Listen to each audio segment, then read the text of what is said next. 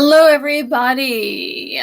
Finally here. I'm so glad you joined me on a Saturday night. It's going to be a fun show because we're going to watch some fun clips that might be disturbing to some.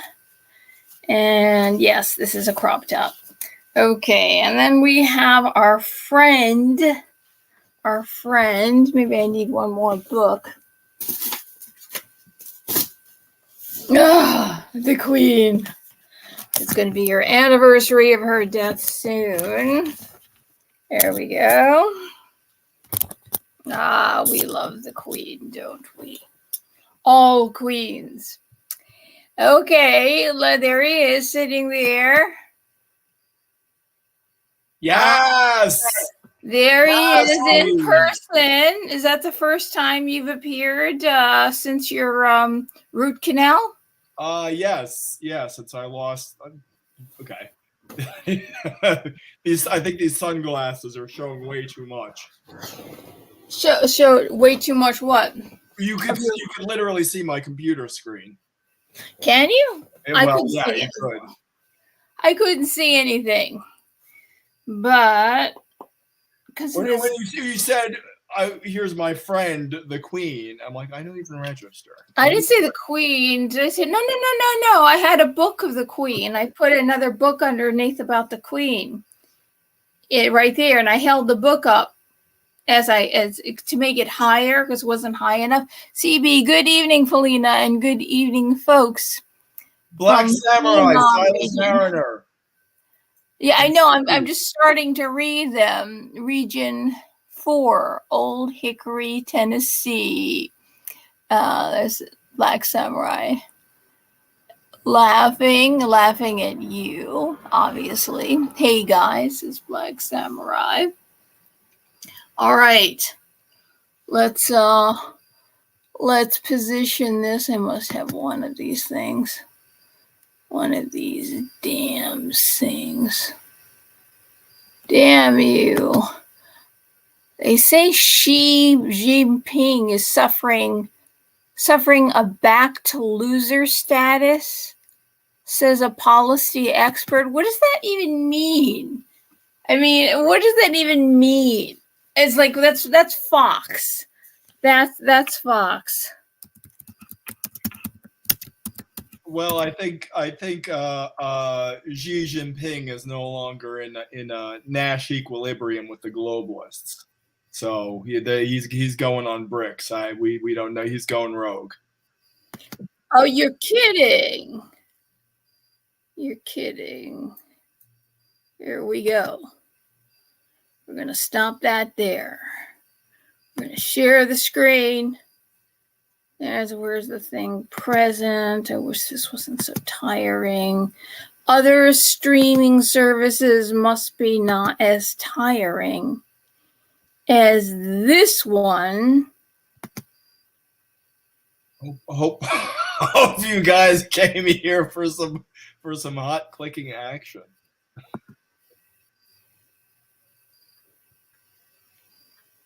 Okay, I have no idea why that isn't showing up. There we go. Let's see if this plays.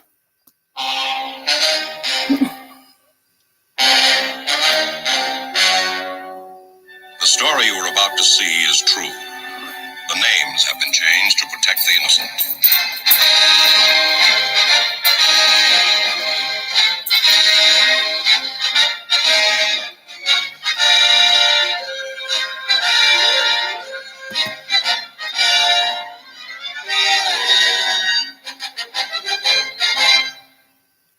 Isn't that terrific?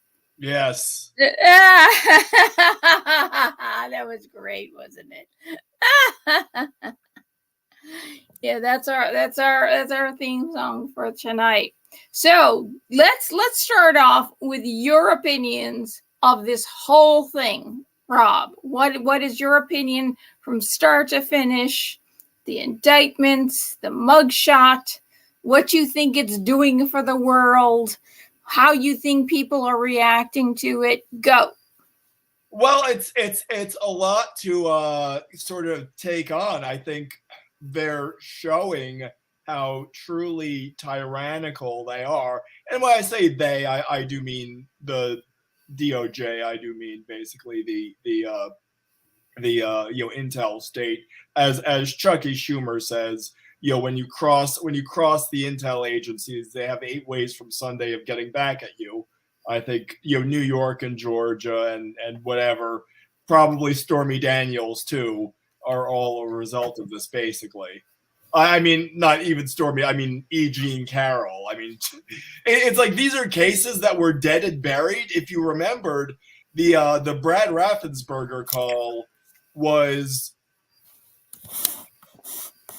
going to be the first impeachment hoax before January 6th. They were going to go for the perfect Georgia phone call before January 6th happened, and then everything was insurrection. Now they don't seem to be pursuing that for the time being, but they've gone back to the Georgia phone call and the where are my 11,000 votes.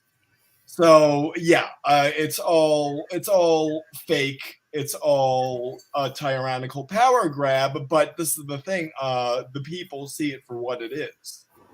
Except for the really cocooned like NPR listeners, it's like everyone else sees this for what it is. Well, I've checked out some stations that are seeing it for what it is. Neither are they seeing the DeSantis comments for what they are. And in fact, you look in the comment section that people agree with it, that Trump voters are just drones. I'm never on True Social. Sometimes I go and I post something and then I come back and there's just no activity there. Mm-hmm. You just get no, and neither do I really get it at Twitter. I probably was shadow banned a long time ago at Twitter, and the shadow ban just hasn't been removed, and you can't really find the king or the emperor if you, unless you had a lot of money, you can't find the guy that's running this place. It's like, why don't you go through and remove all the shadow bans, especially from people who put up innocuous things? I mean, I'm like a balloon on a stick. Or I'm 2 balloons on a stick, according after I've seen a baby panda video. I know. Maternal instinct kicks in. It's so Truth Social is just, I don't know what their algorithm is, but I've noticed that unless you are Trump or you're somebody famous with a lot of people following you, just regular people. Like I just checked out regular people and there's no action for them either. It's like, it isn't just me, but I know on Twit or X, I should post some different things on there since it's called X now. Felina X. I mean, it's like, I'm sure there's a shadow ban. Yeah. I'm on it, just like on this channel. In fact, anybody out there who saw my Elvis stream, which I've since gone on private, put on private altogether, there I had it on 2 channels and people did leave comments. I did reply, in fact, 3 times, and I hearted the comment. And I could tell by the comment that people wanted to enter the contest to win the book, because by the comment left, I can tell. Plus, there was a subscriber that both of us know that is usually tries to be very up when she gets notifications, but people claim they don't even get notifications that I'm on. But she left 2 comments and she asked questions, and I replied to her and she didn't reply back, which is very unusual for her, because usually we have a chit chat, 2 ladies talking about religion, and usually we have a chit chat. So I suspect that my hearts, my comments, the replies, the likes, that there must be a shadow ban on the channel where nobody will know if I'm replying to you, and nobody will know if somebody's replying to your comment. There's something going on. So anyway, there were 2 people, one from each channel, that won the book, but I can't get a hold of them. The only thing I suspect is that they have no idea. Plus, when you enter a contest, you don't just keep checking back to see if you've lost. You wait to get the notification that you've won something, right? Usually it's like, oh, gee, this other person won. You don't have time to do that. So I don't expect them to keep going back on their own to find out if they've won or not. The only thing I gotta say for now on is just go directly to my Twitter. The link, now they used to have little icons on our banner, and if you've noticed this, Rob, on the channel page, there's a banner on the lower right hand side. There were icons where people used to click on, and it would go right to your channel. Now, underneath the name, there's the banner, there's the name of your channel, and underneath they will have a link. In fact, the first link that they actually show is X or Twitter, and then it says 2 more links, and then you have to go to the About section to click on those links should you want to go to those links. But Twitter is better only because if you leave a message, if you DM me, which my DM is open, anybody can DM me. There's nothing closed there. It stays there permanently. The others, messages will disappear. So if I happen to not catch your message, for some reason or other, some equipment breaks, I downgraded to a very cheap phone, which doesn't notify me if I have a call, doesn't even notify me that I have an email, even if I'm in the recent phone messages or the recent phone calls that have come in. It doesn't tell me at all. I have to go click on a thing, and then it says you must enter your code, and you actually have to call, so you have no idea what you've got. This is the worst phone so far, but because I'm so poor, and my dog is in need of a desperate need of an operation. He's in excellent health, but he needs some dental things done because he's got something growing on the side of his jaw. And if those extractions aren't made, I'll just have to let him die. And that will be me completely alone in the winter in this freezing room. I mean, he's the only one I had through all the holidays. I didn't get a card. I didn't get my Democrat friend who used to be my guitar teacher, didn't even stop Thanksgiving, November, December, January, February, March. Nothing. He didn't even leave like Merry Christmas, or forget about Thanksgiving and everything else. Just here's a bottle of wine, Merry Christmas. Nothing happened until I called him because my sink was backed up from March to July. I had to wash everything in the sink. Things have been so bad. But the only reason why I saw a human being was I finally called him after my sink got blocked up. Otherwise, nobody bothered to send it. Like, everybody's doing their thing. Nobody said Merry Christmas, Happy Thanksgiving, Happy New Year, Happy Valentine's Day, Happy St. Patrick's Day. I did. I don't know. I'll have to look that up. I don't believe you did. Post proof or retract.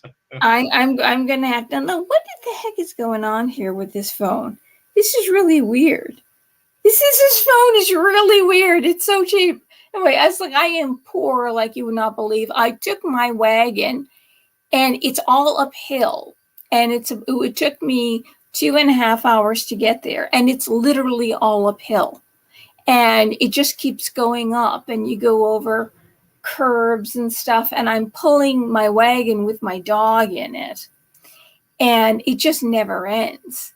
I mean, how long it took to get there, and I'm never doing this again. I am just never, and it's all the way into the next town over, across town into the next town over. It's as far as you could get because I wanted every penny to go into his appointment.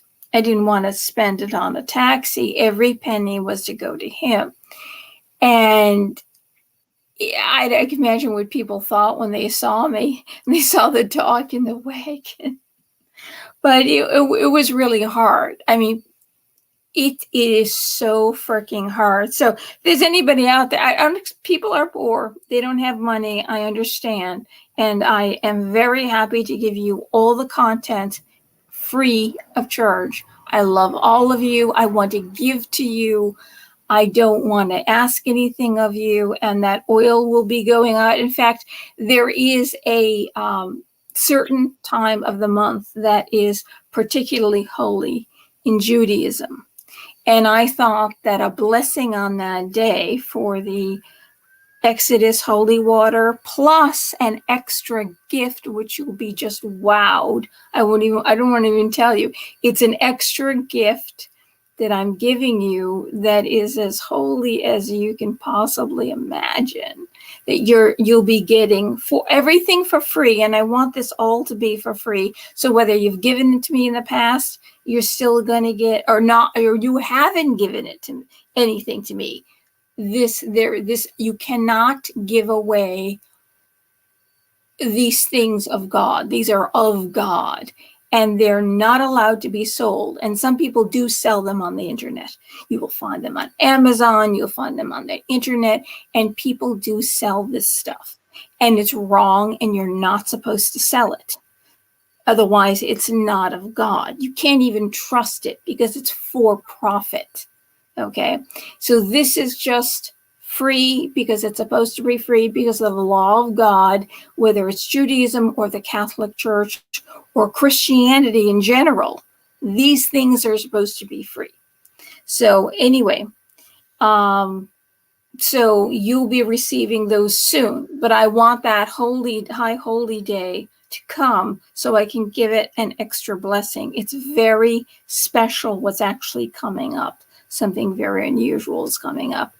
And, I'd rather give it that extra blessing than just send it out without that, because things need to be done at certain times of the month. You can't always do something anytime. These kinds of things have to be done right and be blessed at certain times. So if you're waiting for something, by the way, if any of you have not asked for the holy oil, and this second, it sounds like I'm selling something, this second special gift, which I kind of don't even want to tell you what it is because I want it to be a surprise. But believe me, it's as special as the holy oil. It's like you could say, when you see what it is, you could say, oh my God, totally didn't expect this.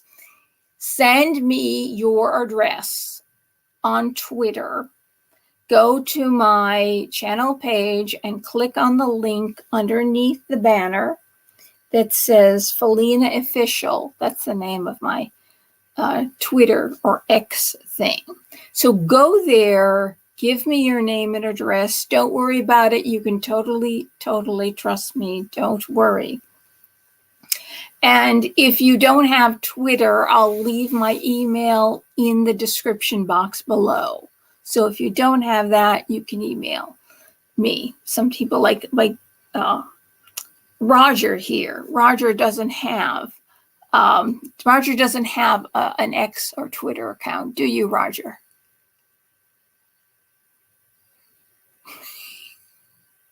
He doesn't know who I'm talking to. Roger. Anyway, okay, on with the show. Okay, let's get into some of these. Oh God. Read some stuff about Meghan Markle, how she's banned from Althorp. And she may have bent down. I hear that she bent down, and people think that she relieved herself. But she is banned from Althorp for some reason. Well, watch Daniel Boland. He follows all things Meghan Markle, all things Harry and Meghan. Yeah, he's good. He's good. I stopped watching that stuff. I literally stopped watching that stuff because it's like I'm going, neither party. I know it's almost like they were put up for comedy relief just to make Charles look better. Yeah. Because of what he's doing, that he's freaking literally destroying the world, and we're turning into, you know, a system just like when you had monarchies and you had the serfs, and the serfs watched the royals, the nobles and the royals do whatever they wanted and get away with it, and the serfs couldn't. And it's the same way with communism. But this is the same system. But let's click on techno-feudalism. It's techno-feudalism. You will own nothing and you will be happy. And whatever you have, you'll rent. Yeah, but that's exactly what it is. It's just like the old systems. I mean, there actually isn't any difference with it. Okay, we're gonna watch this. Listen to these. First of all, these are Trump haters. Okay, listen to this. The Trump side is painting this as sort of like his Hillary Clinton deplorables moment. The DeSantis side is saying that his comments were taken out of context. So we want to play for you his comments more or less in full. There's no cuts. I mean, and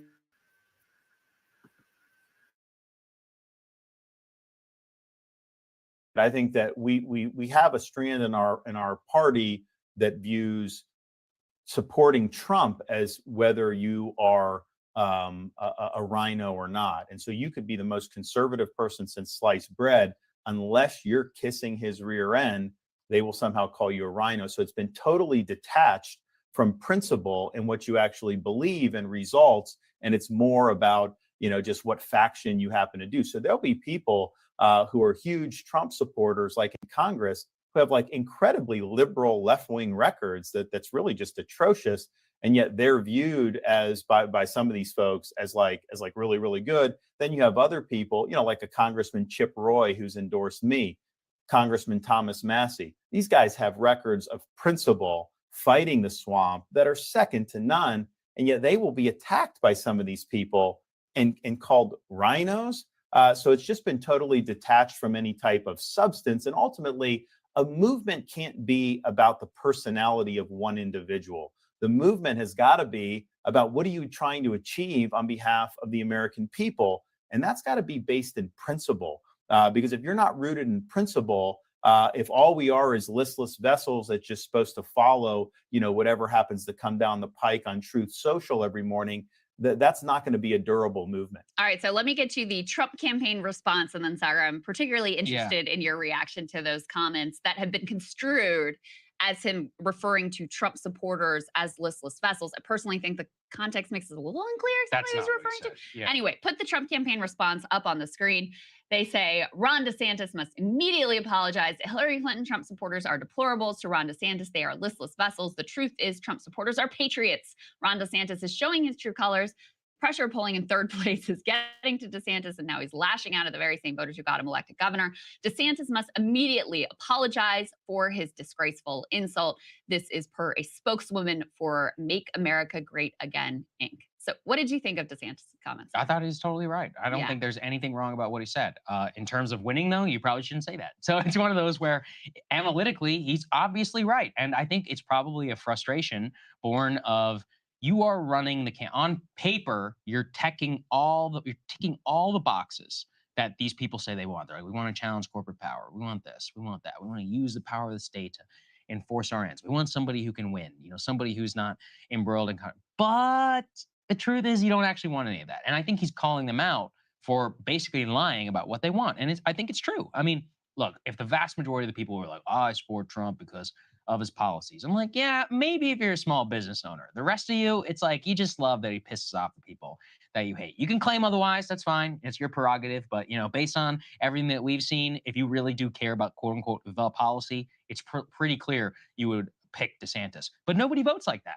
It's like the Elizabeth Warren campaign back in 2020. She was like, I'm the one who's got a plan for that. It's like, yeah, it's just not really what people care about. It's about, do I feel as if you're actually talking to my concerns? Trump is a master of that. He's the master of, the Roger Ailes quote I talked about previously about making people feel informed, making people feel heard. That's all that actually matters, I think, in a lot of politics. So he's not wrong. I mean, and I've said this now for years. You can go and watch old monologues. I'm like, all MAGA means is Trump, and that's it. And he's the one. And by the way, who are we to say otherwise? It's not us. He invented it. And these people continue to vote for him.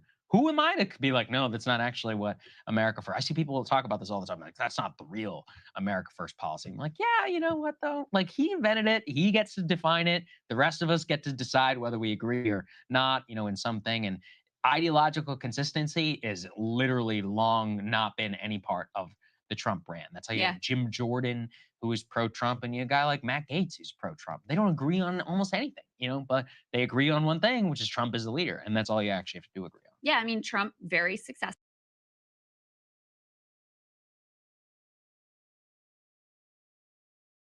I'm sorry. I'll jump in with my response. Yes, jump in with your response after I vomit in in my vomit bag over here. Well, DeSantis is almost right. He's almost right, but he's completely wrong, because he talks about the matters of principle and matters of policy. And when it's a matter of policy, you can do your a la carte. You could say, I agree with him on this, I disagree with him on that. And you and I actually can both a la carte Donald Trump's agenda. I happen to agree with most of it. And for most Republicans, I can say, yeah, I agree with this, I disagree with that. But the thing with Trump is the principle of supporting him in a clearly political, tyrannical, undemocratic witch hunt. It is basically a one issue vote. Do you support him as a matter of principle against a politicized tyrannical power grab? Basically, it's not do you endorse the MAGA agenda? Well, I happen to agree with the MAGA agenda, but moreover, even if I disagreed with everything, I would still believe in his right to be a presidential candidate. I would still believe in the right of the American people to choose the candidate they want, not have it chosen for them by a bunch of DAs. So, yeah, that's why I said they're the ones who are misconstruing the entire situation as far as I'm concerned. Well, MAGA, in a sense, is because MAGA will go on after Trump. It's about making America great again. So if you can't really, you can separate the two, because DeSantis is running as a mini Trump. He's running under the state of our country. It's the state of our country. Is the way he was talking in the debate sounded just like he was just using Trump's words. Trump has said these same words before, presenting his case to be president. So to say you can't separate. As far as opposing lockdowns, he'll say he actually out-Trumps Trump. If you remember, which people, you see how quickly people forget, he's saying that he out-Trumped Trump by the whole lockdown thing. He's the one who kept Florida free. Lie. I remember I was shocked. I was so shocked that I just never forgot it when I heard that he was arresting people on the beach alone that were defying lockdown, and people who were sitting on benches in playgrounds, or to like watch a baseball game. They were just sitting on the bench and they were arrested. He would have roadblocks to stop people who were not obeying lockdowns and to see if they were wearing their masks. But you're out and you're not supposed to be out. We're under lockdown. It's a total lie. Florida was not free. He's a liar.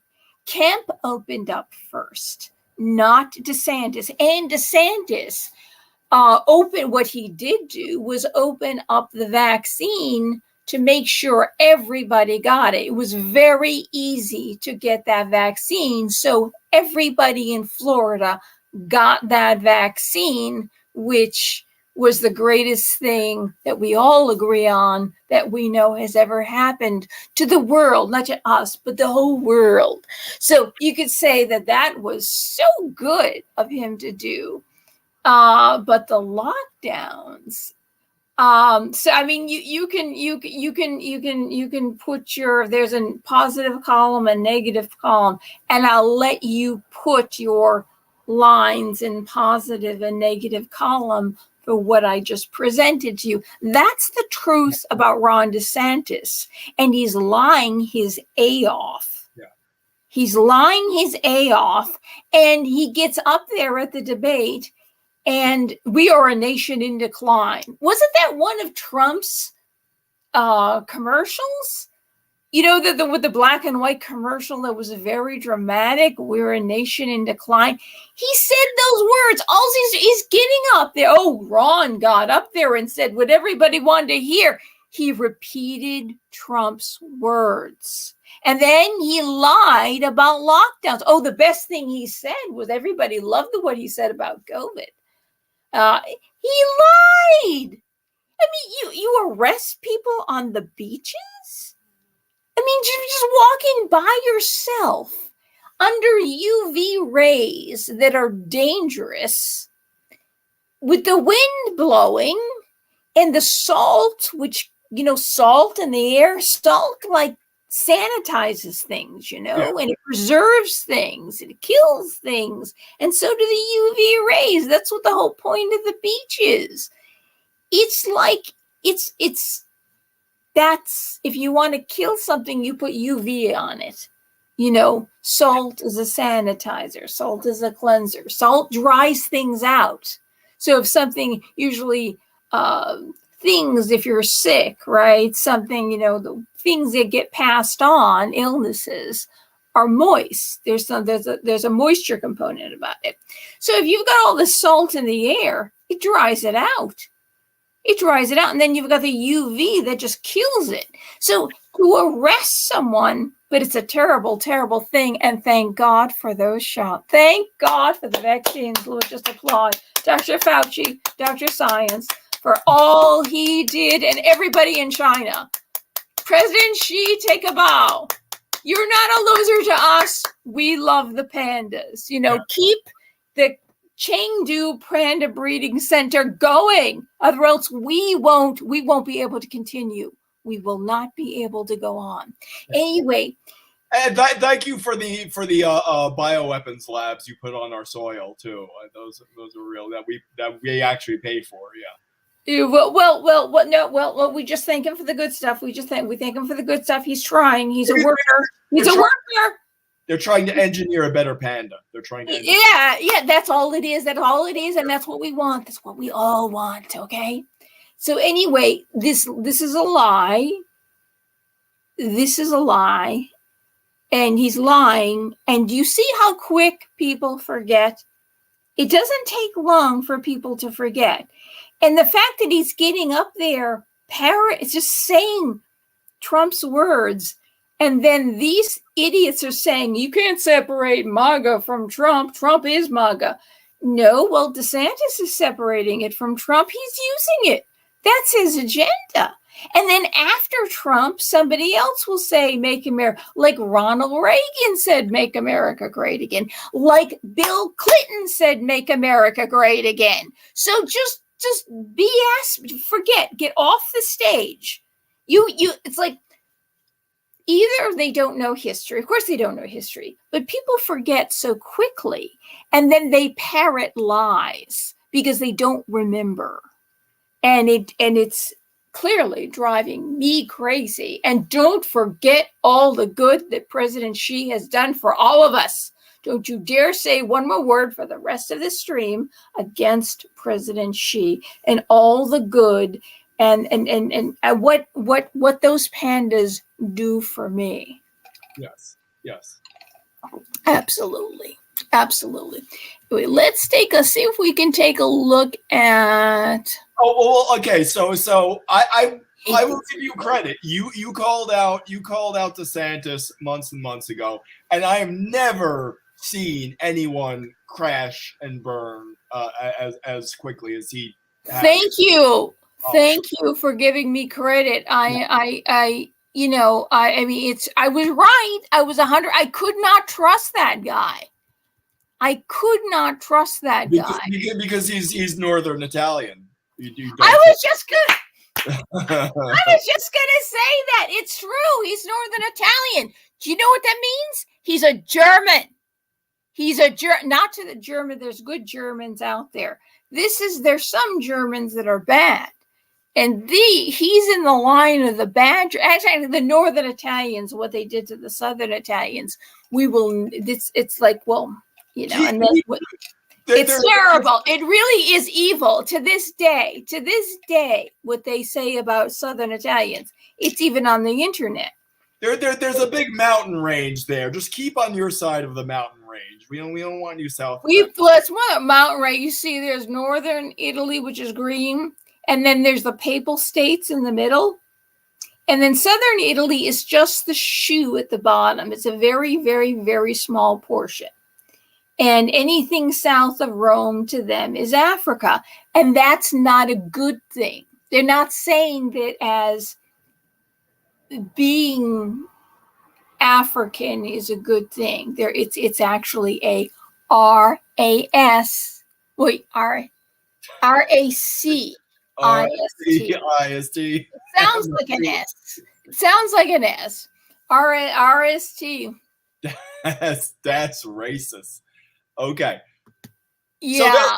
So the best mask off moment. But it is, by the way. It is, by the way, but they also committed genocide against the Southern Italians. You know, and then they came over here and told the KKK that the Southern Italians were black.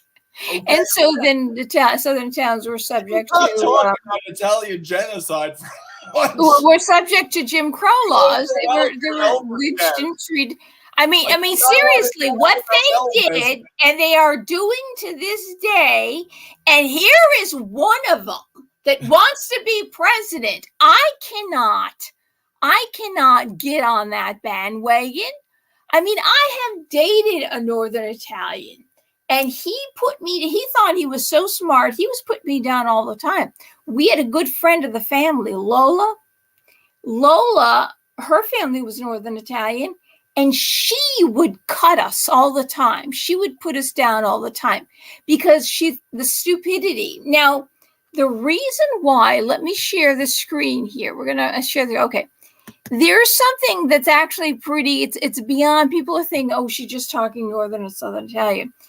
It is an intelligence factor that these people do think that they're more intelligent than we are. All of us, the MAGA people, they do. Because I don't know if you've seen Ben Shapiro trying to explain Ron DeSantis's comments and explain why Trump is popular. It's because Biden is so not popular. It isn't a vote. People don't want Trump. It's really a vote against Biden. And he went on a whole show. And then he went on a whole show trying to explain that it was nothing. What he said, but what he said essentially was that MAGA voters go on Truth Social all day. When first he said we, but it really wasn't a we. Then he said people go to Truth Social every day to get orders from their leader. Uh-huh. And they're listless vessels listening to and like bullshit. sorry, but bull. Shoot. So a great example of that is that at his rallies, when Trump calls himself the father of the vaccine, he'll get booed. He'll get booed at his own rally. So we're not. I know he's really. He really did that. That you know he's still proud of it, but really did make a mistake by Well- saying, well, you know what he's saying? Well, he didn't know. First of all, there's no way he could have known what anything about it. He didn't know it. The only thing he knew was he tried like anything. He met with people. He talked with the people who were enduring this, that took certain things, and said that it helped. And he was trying to get, and he was looking for another way so people can get help now. Yes. And as it turned out, from other sources, not the sources that are credible, but the other sources, we have learned since about these things that helped other people. But we're not advocating for those things. God, I wish I could just talk. Yeah. Well, I wish I could just, but he was trying. So, and then he was called stupid. And then he was called, what is it, horse dewormer? He's trying to make you, as we know, a Nobel Prize went out for that.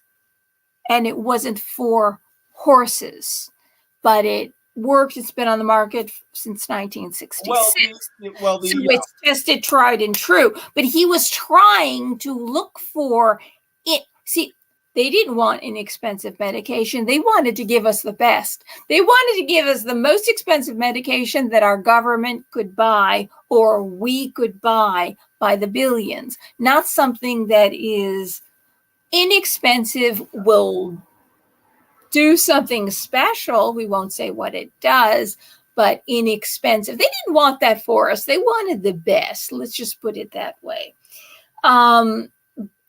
And also, what was, they said the lie went around about injecting people with bleach. Yeah. When what he was trying to say is, he was saying, is there something like ultraviolet light therapy that can go into the cells? Or, you see, the smallpox vaccine actually does sterilize the virus. That's what it does. I mean, these shots and medication do different things. That's how it works. It actually sterilizes it. And so when he said that, I realized that he is doing his darndest to look for alternatives, to look for something out there that works. Well, if you can do this for that, can we have something like this? Because if this is what the smallpox vaccine does, why can't we have this? I'm not saying he's right. He's obviously very stupid. But let's just put that out there. It seems very much of a piece with sort of the right to try legislation, which is, hey, it's all here. It might help you. It might hurt you. That's right. With the right to try, because a lot of people have been sick with a lot of different things, and it hasn't been approved yet. So the right to try legislation was put out there. He signed that and just say, look, if you don't do anything, you're going to die anyway. The point was, in those instances, you're going to die anyway. So do you want to try these medications that are still in the experimental stage? And you're allowed to do that. I mean, it's your choice. You make the choice whether you want it or not. And that actually makes sense if you're going to die anyway, and this looks promising. So I think he was really put in a corner because, first of all, people during that time, people were moving away from the whole CC agenda. They were seeing through it. We weren't talking about it anymore. So we had to go back on the wagon. Something had to be done. And while he figured that out, the one thing they knew he didn't know about, he couldn't say for certain because he wasn't a doctor. So you can up him on that. You can't poo-poo or doubt a medical doctor or a scientist. So he said, all right, you've got it. I'm sure they told him they have something in the works. Okay, we'll give you some money. Let's hurry that along. So, because he wanted the country to get back to normal as fast as possible, because he knew it was doing damage. Plus, it was May, Mr. DeSantis. It was May when Trump got on camera. He went up to the mic and said, we got to open. We got to open. This is too long. Everything's got to open up. This is going. We can't let this go on any longer. We got to open up now. And that was 2 months into it. He could see that serious damage was happening. And it was, and it still is. It's like I'm still trying to get over the damage, how it affected me. And I'm sure it affected you and everybody out there. It affected in a horrendous way. In a absolutely horrendous way. People are never the same. The world is never the same. Business is closed. And after that, when the law says that when you have a law that comes down the pike that says everybody's got to close and that you're a restaurant or your business that can't do deliveries, that's it. You have to close. So what does it say to small businesses? Tons of small businesses close, but the big ones can stay open. The billionaires can make the money. So what does it say to you, a small business owner? Say, Rob, say you're a small business owner, or you were dreaming about opening up a small business. You've been dreaming about this your whole life. After what happened 3 years ago, would you do it? No. Well, no, because the government can shut it down on a whim. Absolutely. Okay, so there you go. So what they did was whatever is left. So there's no more American spirit. There's no more entrepreneur spirit. That's why Trump said we have to open up. We have to open up. And of course, the stats on the flu were somehow absent. In April of that year, nobody had the flu all season. I remember Michael Savage, who was reading the stats, and he's an epidemiologist, medical botany, epidemiology. He's got a double master's and a PhD. He said, where's the stats for the flu? I don't see anything but COVID here. Where's the stats for the flu? Yeah. It's completely absent. And then I reported on that there were, for some reason, who knows, how could that possibly be that it just disappeared in the ether? It literally went. Apparently, it came back that we got the stats, and they were more, and of the cold and the flu, weren't they what you heard? The amount compared to the amount of the other thing. Yeah. They were flu greater or lesser than the other thing. Yeah.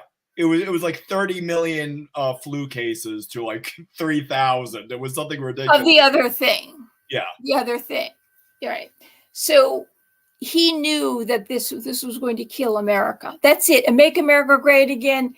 Just bring back it's like maybe he should change it from MAGA to something else, because you've killed. Nobody can, because nobody knows who's going to get into that White House. Nobody knows. And if you are you have a burning desire to have your own job, to be your own boss, to be creative, to one day be as wealthy as one of the people who are very wealthy up there, or not, or just do your thing, you don't want to do it anymore. So because at the whim of the dictator, everything could shut down. So whatever shut down is gone, and then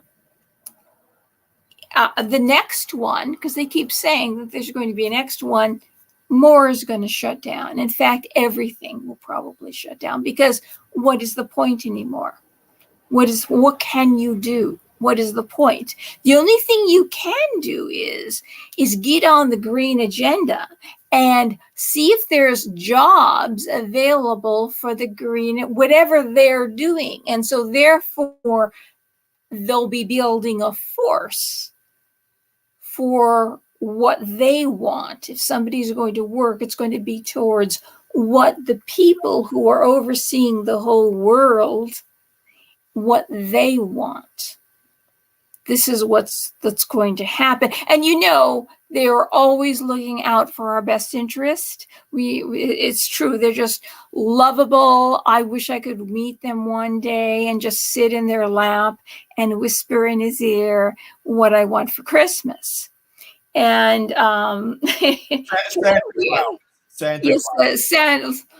Satan Claus, Santa Claus, and then of course, just Charlie. He's just so adorable, and he loves the little people so much. And it's like, can I wear your crown? Really? Can I wear your crown? No, it's only for you because God picked you. You're so special. Of course, I'm not special. And you go, and your beautiful wife. She's just beautiful. I don't know if anybody here realizes that she's had a lot of plastic surgery. A lot of plastic surgery, and her some intentional bad stuff has been being put out to the press about Diana over the many years. They played the long game, and it was his staff. In fact, I was going to do a whole show, some articles on how bad stuff about Diana and that she was psychotic was being sent out by his staff, was putting it out. And a Palace insider says, and he suffered so much, the guy who's inheriting all this stuff. And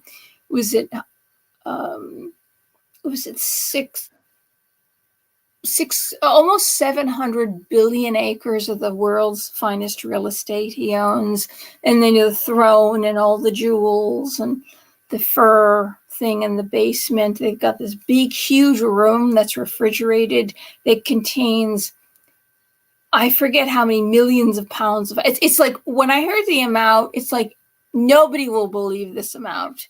It's so ridiculous. And the biggest jewelry collection. I'm not talking about the crown jewels. I'm talking about their personal, private jewelry. And nobody can see their wills either, by the way. Their wills, though, they passed a law that all their wills are private, so nobody knows exactly what they make. And we found out a little while ago that they have private accounts in Belize. And the Queen, too. They have private accounts around the world that nobody knows how much money they have. But the orcas, remember in my other video about the rock, that they want to bring us back to the rock that this once was?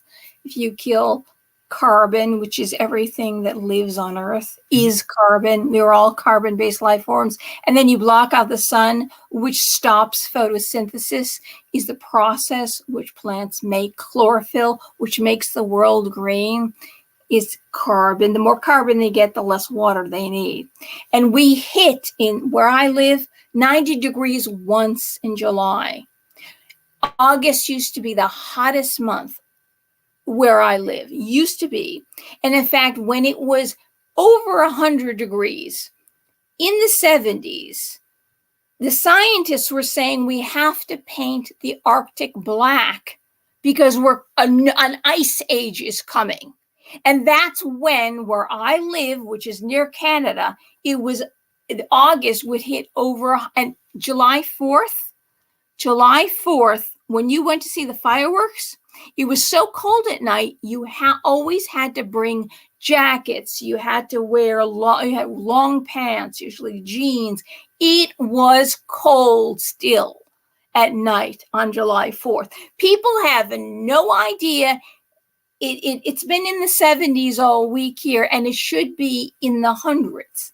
It should be closer. That's what August is. So don't tell me now. So now it's warmer, but when it was actually hotter, you were going to paint the Arctic and Antarctic black. And nobody cared if the thing melted. That would have melted it. Nobody worried about Nobody said, let's sell our beachfront homes. No, there's Obama out there buying his 15-acre homes on the beach, Hawaii, California, anywhere he can get it. It's such baloney. Yeah. It's such we are such, and here's some bugs for you. Here's some bug. You know what? Tell that to the Jainists in India. The Jainists, the Jainists they're beyond vegan.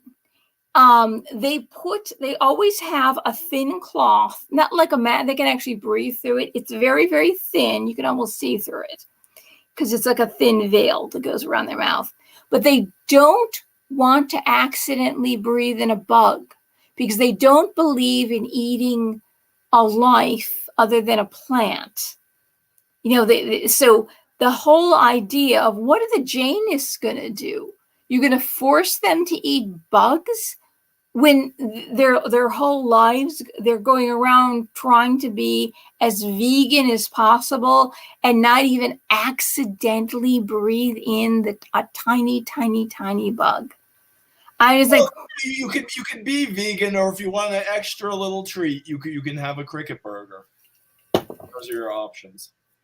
Yeah, the locusts, one of the plagues of Egypt. The locusts came and ate the vegetables. They ate the crops, and the people starved. So the locusts eat the crops, and we eat the locusts. Is there something wrong with this? Do you see that I should probably find that one. The videotape of Nicole Kidman eating like crawly bugs. No, I bugs don't. that are like crawly. They're called crawly worms I don't because want they've got little legs. It's like, oh my God. Back in 2016, she said something positive kind of about Trump. And I remember that. Hollywood made her retract it immediately or else she'd never work again. And now they've got her eating bugs and saying, yum, we're going to destroy you unless you eat these bugs. Oh my God, she looks like she's whoring herself. She will do anything. God only knows how they probably know, with the Harvey Weinstein thing, they probably know a lot of stuff that these actresses have done. There's probably a file on what they have done. Well, her dad was involved in some sketchy sex. Yeah, like satanic stuff. I'm sure they're ready to let stuff out too. So you better eat. Can I just go and live in peace? No. You eat these bugs and you get people, because after all, you said something good about the demon, the absolute demon. It's like, when's the last time, how many times did Jeffrey Dahmer get indicted? I forget how many times that was. Do you remember? One for each victim? I don't know. You don't remember? Unabomber. How many times did the Unabomber get indicted? Anybody out there remember? Do you remember how many times did these people get the Unabomber who used to work for the CIA? Unabomber, apparently, he was very intelligent, so they're very smart people. They had no idea. How did they know? They had no idea he'd become what he became. He sounds like he was a lunatic. I don't even know why he was doing what he was doing. But anyway, how many times did he get indicted? Once.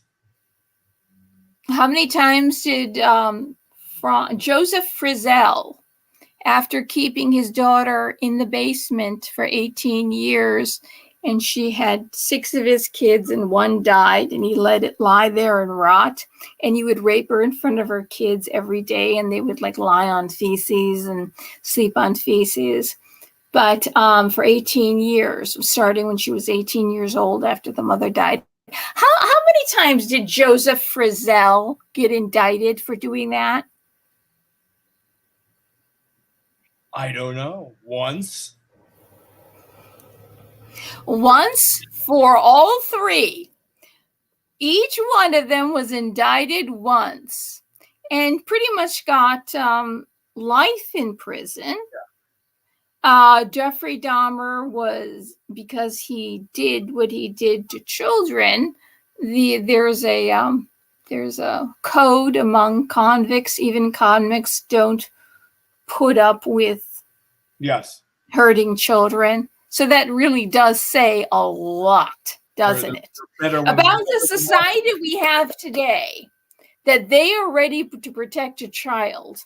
Yeah. And the people on the outside are not ready, are planning to do the opposite to a child. But let's say all these, so you mean to tell me that this man who's almost 80 years old is going to be in prison for 700 years? Well, yeah, he's almost 80 years old. Never had a completely clean record until he was approaching his 80th year, when he just went on a criminal spree. Yeah. And then of course, Whitmer, and that the one from Katie Hobbs, is Katie Hobbs from Arizona, and Whitmer, they're planning on indicting him too. Wow, what did he do? Well, in fact, the New York Post, not New York Post, probably was the Washington Post, reported that he said, "Find me X amount of votes," when that isn't the way it was at all. When the transcript of it came out, it wasn't that at all. It was like, you're the person in charge of counting votes. Oh, okay. Well, the entire text of that is ridiculous. It's like, okay. He didn't even say "find me." He just said that I need a certain amount. Could you check? Yeah. Could you recount? Basically, he was asking for a recount, and they reported it. The lie went, the lie goes across the room before the truth gets its pants on. So the lie goes around the world before the truth gets its pants on. So that was a lie that people keep. So basically, people say he deserves this indictment for saying, but he didn't even say find. He was looking for just like Al Gore in 2020. I can look for that clip about, it was Alan Dershowitz had represented him, and he was cherry picking counties, heavy Democrat counties, to go through and have the people recount all the votes because he believed he won. He was trying to overturn an election. He wanted it to be declared the winner, and he was cherry picking districts. So if he's going to get more votes, and the people counting it, most likely everybody there most likely voted for him because he won those already. But he was trying to get more votes. So he kept cherry picking counties, one after, okay, didn't get enough, let's get another one. And only counties that came out, the majority came out, voted for him. So the people counting were also Democrats.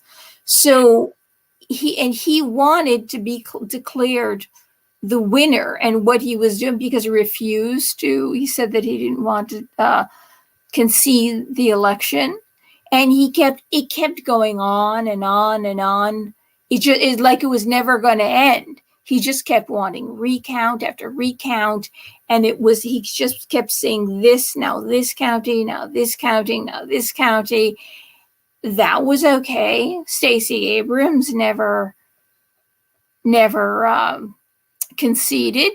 She said it was stolen, obviously, because she's not white, so of course it was stolen. And she's a woman too, so of course, so she should never concede. And her voters got all angry. And then of course the Russia collusion, which turned out to be, the dossier was paid by a certain person. $1.5 million. And that disrupted the country, divided the country. Our leaders didn't work and help us. They weren't, that's all they cared about was trying to get him out of office. And somebody was sour grapes. They're not like the fact that they lost. So they made this thing up, and as it turned out, see Matt Taibbi, Substack, or Glenn Greenwald, some reputable journalists that are totally on the left, this came out. this came out, and that was okay. In fact, that was interfering with an administration. That was interfering with the business of the country. If you really care, if you want to lead this country and you care about the country, you don't have an investigation go on. And every time we hear about how much it costs, it keeps going up. Yeah. I said right away, 50 million. No, And it's like, it's about 50 million now. And I said, I bet it's 50 million. I bet it's even more than 50 million. But they gave us a small amount to begin with, and they kept moving it up. Go ahead, talk. And the Mueller investigation was purposefully dragged over the midterms. Right. To hurt Trump. Right. And of course, the Supreme Court, that thing leaked. Wasn't that interesting when that leak came out? The first thing I suspected was that one of them leaked it, because they knew that women have, people with uteruses, because if you say ovulating people with bonus holes, technically they're not even people, because you've brought them down to what they do. Remember, I'm not a baby machine. Don't call me that. Well, technically now they are. Yeah. It's like birthing people is totally the wrong term. And ladies, get your abortions now. It's like, first of all, you just insulted a lot of people by calling them ladies. And get your abortions now means that the people are pregnant or can be pregnant. So if you no longer if you're so she should said birthing people, but they're not birthing people, because if you get your abortions now would mean they're not birthing people. If you're a person, if you designate them as a birthing person, but they're not birthing anything, because she said, ladies, get your things now, that thing is not a birthing thing. They're aborting. So that's the wrong thing to call them. You can't call them birthing people. They're not birthing people. And if you call them, egg dropping people, what when the day comes when they no longer drop eggs, what are they? What do you call them? An old hen that you slice the neck out and off and make chicken soup out of? Uterus people? But wait a second, aren't they going to transplant uteruses? So I see there's no way to define. You've lost the definition. So you can't say lady. That's very insulting. Ladies, have your abortions now. It's very insulting. You're calling them ladies. Who are you not calling ladies? Because certain ladies who can't get pregnant, there's people who can't get pregnant either because of menopause, or they're sterile, or because they are really the true women. And we'll call them true women. There's probably a better word for it, huh? So that was totally politically incorrect what she said. Do you realize the thing that we spare and this is all you have. So they leaked that thing. Somebody leaked it. And the person who leaked it just in time, and I said, gee, this is about May. What happened in May of 2020? What happened in May of 2020 that totally made everybody in the country really scared? And we're not talking about the serious situation that the Dr. Science helped us with. We had that. And then we had something else that kept scaring us because we didn't know when our city was going to be burned down. And that was the whole country. But that's okay. It's good. It's good that the Democrats bailed them out. And Kamala said that they should keep doing it. They should keep doing it. And she's going to keep bailing them out. By the way, can I just jump in here? Because I realized something about 3 years too late. The bail funds were another grift. Because the prisoners were going to be released anyway. They used the bail funds just to fleece more money from supporters. They were going to just They were all Soros DAs. They were all Soros DAs. The criminals were going to get released. Oh, so they were going to get out anyway. And so the Democrat Party just used it to make money. Yeah. Oh, they would never do that. The Democrat Party wouldn't use that to raise money. So basically, had it's called the FTX. country. It's called the country. If you have a grievance, it's okay. If you feel we have, we used to have the right to protest. They were protesting. They were burning down cities. It was telling, and it was all over the country, and people were being killed. Was it 35 people? Yeah. So it basically it's telling half of the country, you can't do this because you can't do this because you're evil and you're stupid. And that's basically at the time they literally couldn't do it because they were locked in their houses. Locked in the house, you're obeying the law, you're evil, you're stupid. And if you want to run your business, you're killing grandma. But if you want to go out and now it really makes you wonder. I mean, truly, it's like if another one of these things goes into place, you can't tell us that you care about life, our lives, or somebody's life. You cannot tell us that. You just cannot tell us that. But anyway, the thing was released. What I'm saying is that the thing was released in time. I said that it's going to be like a firecracker across the country. You're going to have riots across the country. And especially the Kavanaugh's house. And it's okay. Kavanaugh, you have released the whirlwind and you will pay the price. Remember that? Schumer said, the same person that said, you cross the intelligence community and they have 6 ways to Sunday to get back at you. 6 ways to Sunday because Sunday is the 7th day. So the saying is actually not 8 ways. It's actually 6 ways. It's an old saying. And he said Kavanaugh. So basically, he was threatening his life, and so did Ms. Madonna. Ms. Madonna said, "I feel like," and she was okay to say the destructive thing that she planned to do to a prized, coveted, beloved government building, but that was her, and it's okay that she said it. Because she was pissed that a person who would be the first something president, the first something, I'm not quite sure what the word is, what she would have been. Wait, she identifies, that's her pronoun, she. But what would she have been? What kind of president? The first what? So that's why Madonna, who also identifies as her pronoun is she, what would they have been? Because it doesn't exist anymore. This is all you have left. You have one thing left, ladies. Oh, wait, ladies. Whoever you are that right now has ovaries or had ovaries that would drop eggs, and now these ovaries might not drop eggs anymore.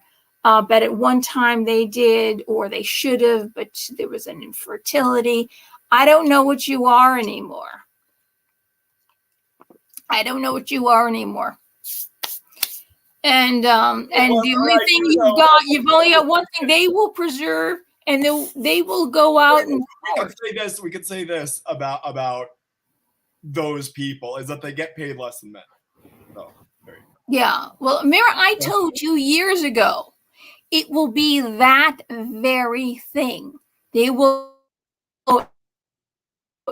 climb over rotting dead people to get to the polls. That will be the thing that will drive them to go. And I said it before the leak. I said that on live stream before the leak. I told you that. Everything. I've known this for years because the D's preserve your right to do, because it's your body and nobody has a right to tell you what to do with your body. It only goes, in this particular instance, nobody has the right to tell you what to do with your body, only in this particular subject. Yeah. That's it. No, anything else they can tell you, because the rules are changed now. But that is all you've got left. Not, you deserve more than this. I want to be like a guy. The guy can go around screwing, and I want to do that too. Well, good for you, and you're going to get a lot. And if you are obviously not using birth control, so that means because if you there's a threat to getting pregnant, you might get venereal disease, and you can get a venereal disease that's very painful that will last for the rest of your life, or maybe you can die of. So maybe you deserve more than this. Don't say you want to do what they do. You deserve better than this. You deserve to wait and pick out the best. He should pick out the best. You should pick out the best. You deserve better. You shouldn't be put in the position that you're going to have to go through this horrid procedure. Horrid. It's not going to be a happy thing. You can make it joyful, but it's not joyful. You know, I know he'll never see you again, so you get upset and you go and you have it ripped out. And it's kind of like ripping him out in a way. Or he doesn't want kids and you do it because you want to keep them.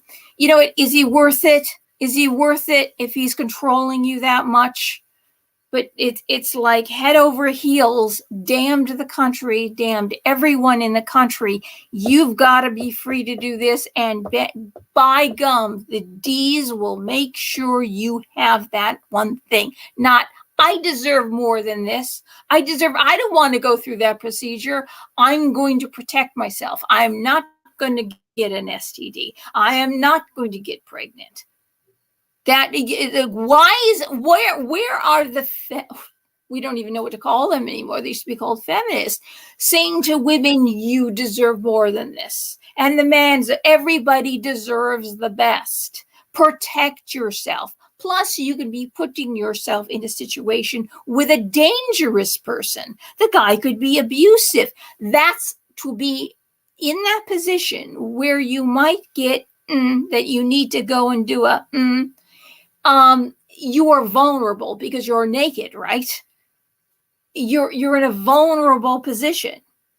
Usually you're on the bottom too, right?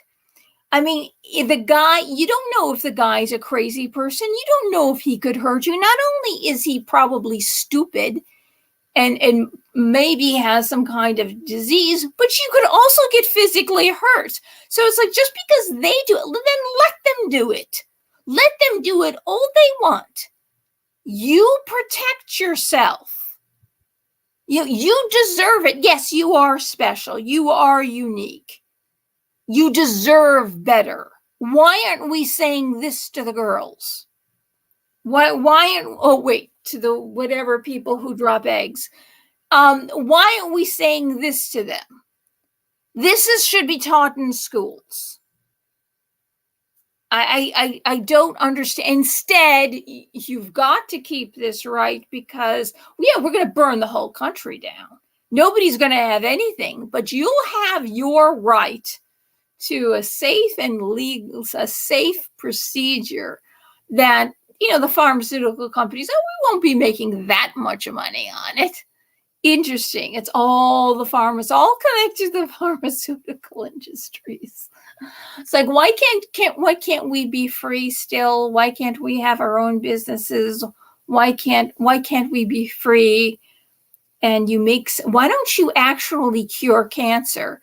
And then the government subsidize in some way the cure for cancer. So the pharmaceutical companies make a lot of money because they actually cured cancer.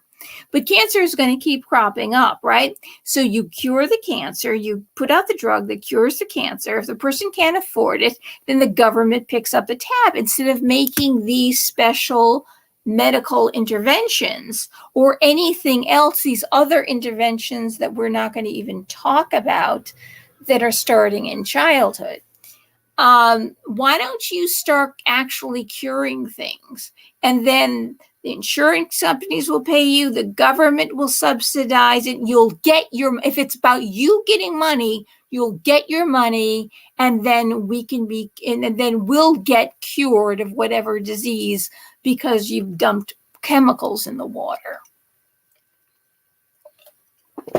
Anyway, let's. You missed my perfect segue. What's your segue? my segue was going to be, speaking of venereal disease, let's get back to Ron DeSantis. Okay, let me cut my mic.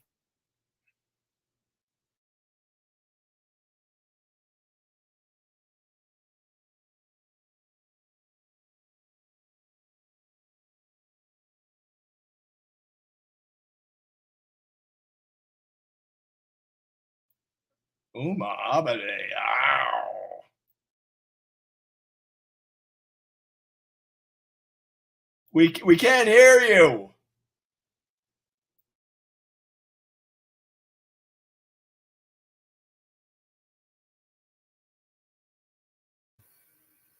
Cut your mic, because I'm going to play this, okay? I'm muted. Mute your... I heard you. I heard you say I can't hear you, or on the day, or whatever you said. You got to cut your mic.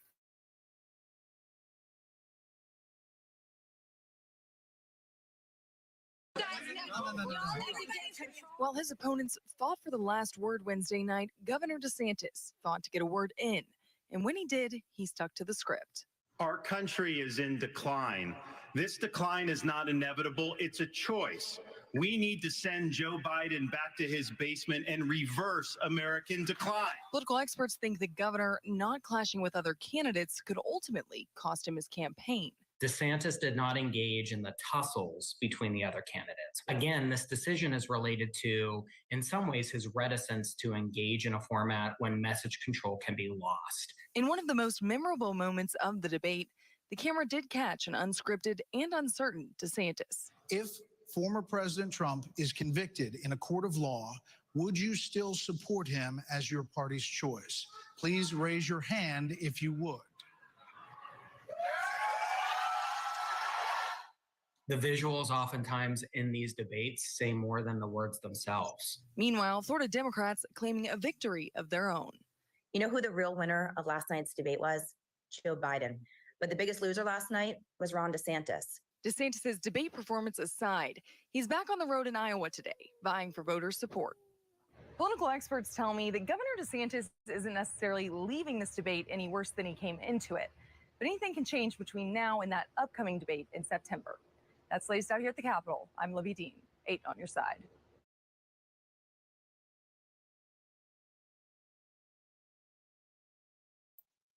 Yes. There's another thing to say. You have to unmute yourself too. All of the Republican presidential candidates had already signed a We're pledge. looking at this. Republicans running for president. They are back on the campaign trail tonight following their performances at the first debate of the election season this week. And the two biggest names at that debate, Ron DeSantis and Vivek Ramaswamy, say they are already seeing gains. Both campaigns reporting massive donations rolling in the past few days. News Nation correspondent Evan Moon live for us in Washington with more on.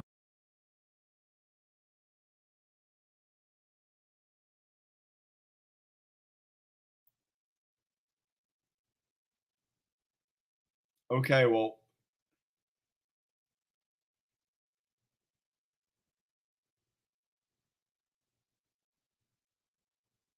can we talk about the previous clip?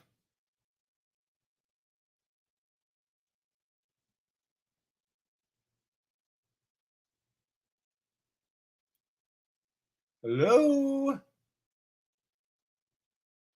Felina, is she frozen?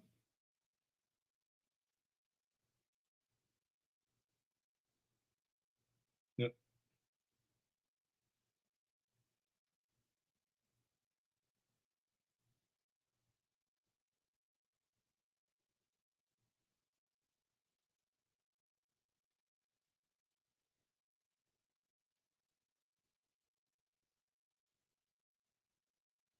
I'm not seeing the clip.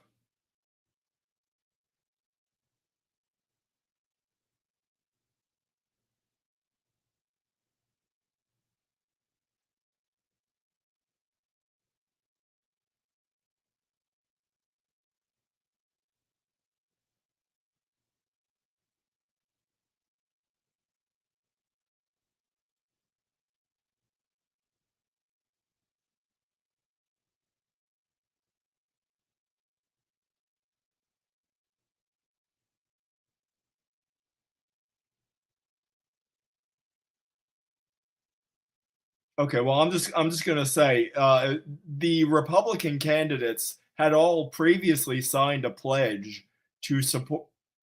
Well, she cut out to support the eventual Republican nominee, whoever he was. They had already signed a pledge. So raising your hand to say if you would support Trump if he was a nominee, it's not just a matter of pledging to support Trump. It's pledging to honor the pledge you already made. So not honoring the pledge you already made is really a sign of low character. As I said, it's not even a matter of agreeing with Trump's policies. It's just not being a weasel. I don't know where Felina is. But yeah, Black Conservative Perspective had a whole video on this, and so even just seeing them raise their hands and seeing Ron DeSantis's reluctance to pledge to support Trump doesn't tell the full story. It says he would not even honor the pledge he had already made.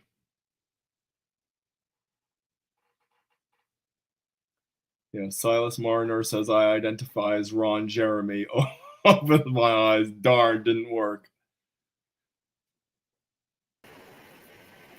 Hello. Okay, let's By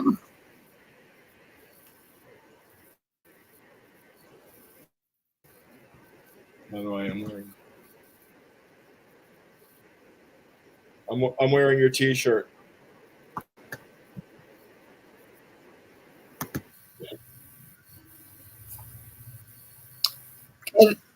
that okay. It's the crappy. The connection goes in and out. Even when it says medium, it goes in and out, which it should actually be strong, but it's usually weak. And even when it says medium, I'm saying this is still going out. When it's medium, it's losing connection. But anyway, what were you going to say? Go ahead, Ron. Well, I had already Roger. I had already made my point that the Republican candidates had all already signed a pledge to support the Republican nominee, whoever he would be. So when they asked, "Are you going to support Trump if he was the nominee?" there should be no hesitation. Even if you don't agree with his policies, because you already signed the pledge, he's asking you, "Are you going to honor the pledge you already made?" And Ron DeSantis, the nominee, yeah, he's like, looks at what a wimp. I told you he was a wimp. I mean, you can hear by his voice, he's whiny. I mean, he's just saying and doing whatever will get him elected president. He thinks if he makes this, and he's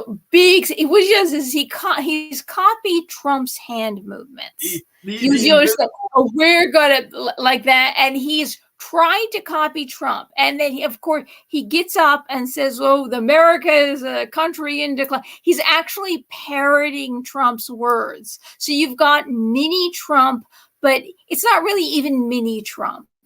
There's nothing about him that's Trump, and yet he's trying to get the MAGA people. He wants the MAGA people so bad to go after him, to go for him. And as I was saying, the Northern Italians look down on the Southern Italians as being stupid. Anything south of Rome is Africa. And that's what they mean. You're Africans. They think they're smart. Believe me, I've been around and dated Northern Italians. One of the best friends of our family was a Northern Italian. Even her son said, "You're not on my level to date me." He had money. He was the captain of police department. He should have been the chief of police. The guy, had me do housework and clean for him, but he would, no way was I on his level, because and my mother would get hurt and angry that Lola would say things that would cut, because she looks at us as stupid. But it's in this case, just like Ben Shapiro, he hates Trump. He's always hated Trump.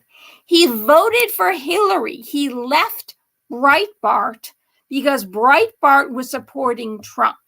And he was openly voting for Hillary. And then he goes on these tangents about abortion and America. I say, I don't trust anything that man says. Hillary, who in her speech to Wall Street, which was leaked, which Trump mentioned in a debate, and she didn't deny it, said, I'm looking forward to a world where there are no borders, with an uninformed, compliant citizenry. And one of the things we're going to talk to tonight is that in state, I'm sure it's not just my state, but say it's all over the country, people are being told you have to house these people that are flooding. You don't know who these people are, but because they're desperate for housing. And of course, we're not housing the homeless who are privileged to die on the streets of America. And you thought the Democrats cared about people with mental problems or people who took drugs. Oh, they should be free to take drugs. But you thought they were the group that cared about people with mental issues. But no, because if you leave them on the street, they'll die. They die within 2 years. So they're saying, well, look, where they're trying to get people to bring them into okay, because we're so poor and we can't afford heat. We're going to bring in a whole family that we have no idea who they are.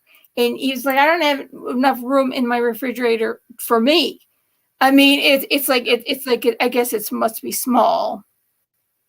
But and then you leave your whole life open to people you don't even know. Isn't like you hate these people, but there is no, that's what Trump wanted. It's like, let's know who these people are. Let them wait to come in. And then we, just like anybody who immigrates to America, so we can check them out. Just remember 9/11 happened and not anybody could come into America because we didn't want that to happen again. And that kind of made sense. People are from all over the world are coming in, all over the world. So we have no idea who they are, where they're coming from. There are countries that are emptying out their prisons and mental hospitals. And if you're guilty of a crime or you've convicted a crime, the first thing you do is run to the border. That's what every criminal does. Doesn't all the white criminals do that in this country? You run to the border. Oh, stop them at the airport.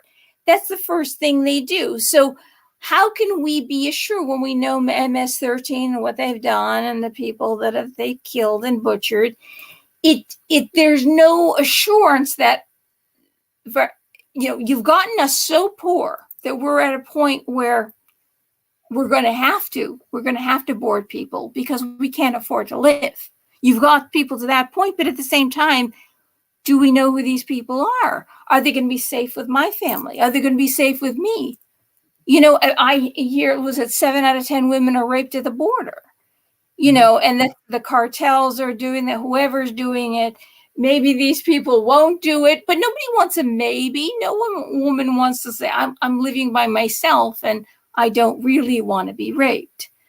And now what they're doing is they are raising rents from 700 to 500, 300 to 700 for people who are really poor, like taking these motels. They've kicked all the veterans out of the motels, and because the government is going to pay the $700, so they've kicked the poor people out. Because if you take in people who are just coming in because they're so desperate, the government will pay you $700. So you get to die. And one of them is an 89-year-old woman. An 89-year-old woman, she said, I have no friends and I have no family. I'm all alone. Yeah, you're like me, except I'm not 89. Where are they? Do they care? Do the liberals care? Where are the bleeding heart liberals? Well, you've got to care. Oh, the Pope, I tell you got to care about these people. But so we're privileged. We're born in America. We're privileged to die on the streets of America. people who have mental disorders don't know how to take care of themselves. That's why they're on the streets. Not that they deserve to be. You become less and less human. We see someone on the street that's, just stay away from them. They've been on the street for too long. Stay a little longer and they'll die. And it actually costs the state more to have people homeless because they're in and out of the hospital all the time. The hospital has a rule is that you go to the hospital, they can't charge. If you don't have any means to pay, they can't charge you. So it actually costs more. Now, New York State, I studied this whole thing on homeless, and we have a homeless crisis. We have a homeless crisis that's ballooning out of proportion in this country. And it's getting worse and worse and worse. And you know who the homeless people are. But in New York State, they did an experiment maybe 10, 20 years ago, maybe 15 years ago, let's say at this point. Apparently, they said, if you come in here, you're going to have free housing and apartments and all that stuff. But you have to get into a program to get off of alcohol or drugs or something like that. But you can have, and it was cheaper. It was so much, it cost the state so much less than having people be on the streets. Why aren't we housing the homeless first, making sure our veterans are housed, and making sure there's no elderly person on the street? Yeah. What is wrong? Don't tell me and they'll say, well, if you complain, then you must be the R word. You don't want these people in here because you're the R word. No. Look, we would be taking in people who are homeless if we knew who they were, we knew it was going to be safe. But people on the street do take drugs and they do have mental issues. That's why they need a place where they can get the proper care they need. And they're human beings. They're human beings. But forget the pronoun or what's a woman, what's a man, nobody says what's a man. Forget the pronoun. These are human beings. But you see, we've relegated certain human beings. You can leave on a tray to die, even though they can live. You can just leave them there and decide. We've gotten to a place, once you regulate a certain part of the community, is okay to die. It's okay if you belittle these people and call them stupid because they follow a certain candidate that wants everyone to be prosperous, everyone to have a home, everyone to be happy and free, no one to be censored. This is what that word, that acronym actually means. And everybody get along with everybody. Everybody good to each other. If you're against that, they say, well, if you're not R, then you are R. You have to say you're anti-R. No, if you are against this agenda, where people should be free and prosperous, and if the government should help you would think there shouldn't be an elderly person homeless.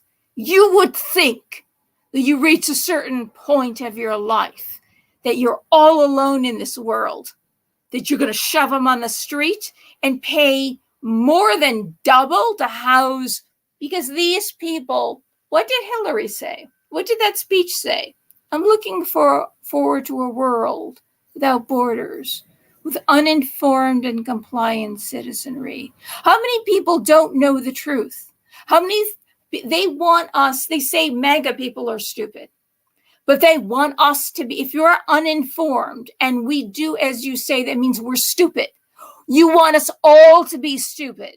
You are rejecting that agenda that actually wants you to be free and informed and be prosperous and have a home and have pride and feel good about yourself. Therefore, you do not take drugs.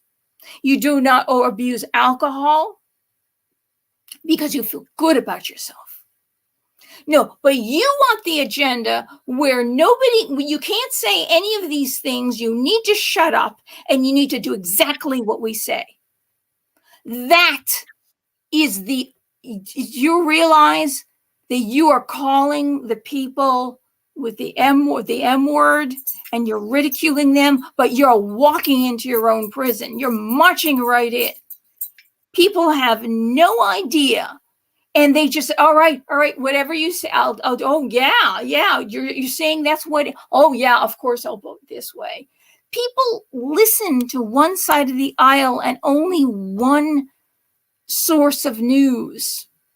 As we know that there used to be many owners of news companies until the rules changed under Clinton, and where one person can own them all. If you have that one person has a certain political agenda, then they all do, and they're just their mouthpiece. They're essentially we have 5 corporations that own all the news. So if those liberals used to complain about this 15 years ago, I remember liberals used to complain about this back in the Bush early. Yeah, because remember how stupid Bush was. Remember how much they hated Bush. Let's talk about Bush. How much, and then the first Bush, they lied. They had the little girl was trained to say that the Kuwaiti soldiers were taking children out of incubators and throwing them on the floor. And we found out she was the daughter of some ambassador, and she was trained to say that.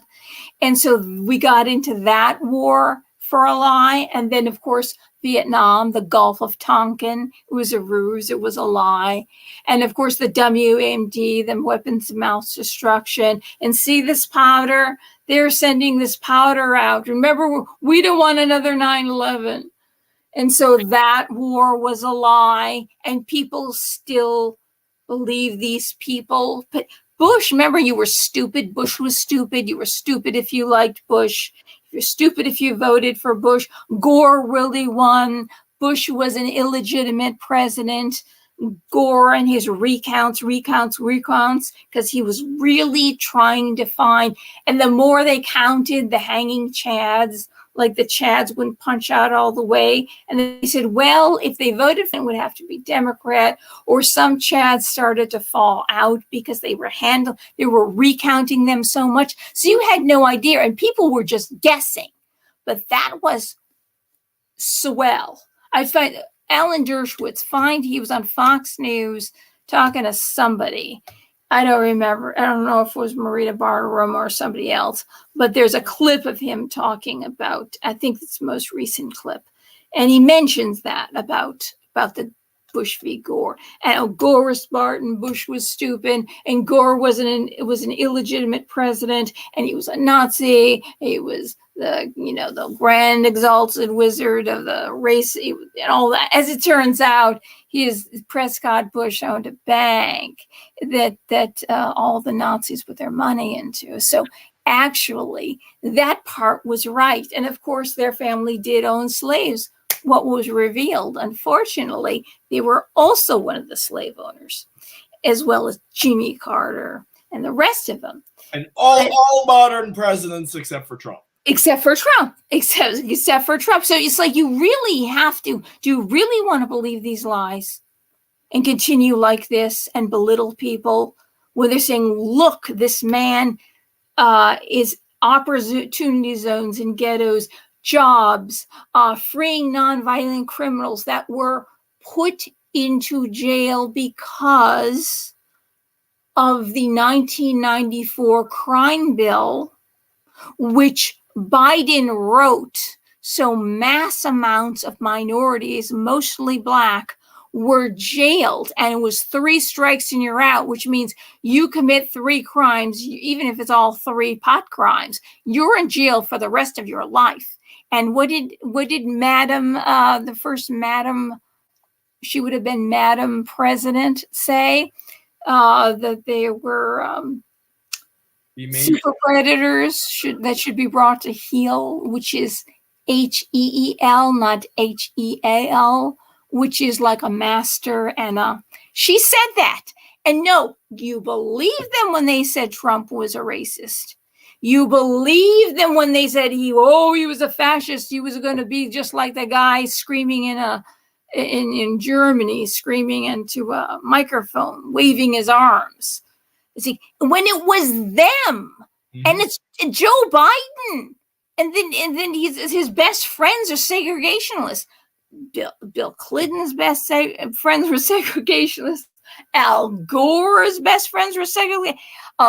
F. William Fulbright, Orville Faubus, Robert F. Byrd, just Robert T. Byrd, just to name a few here. KKK members. When was the last known KKK member? Well, he died in 2010. That was Robert T. Byrd, the Grand Exalted Cyclops, the West Virginia KKK.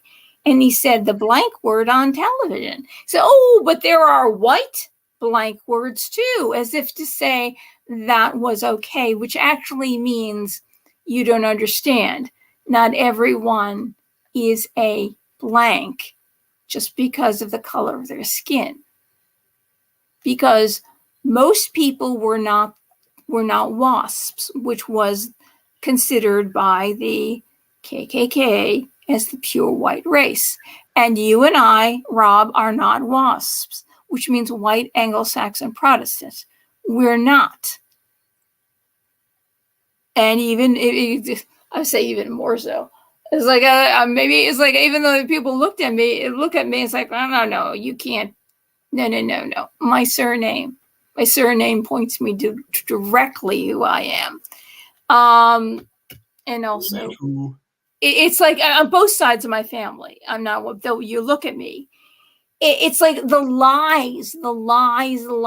There's no privilege.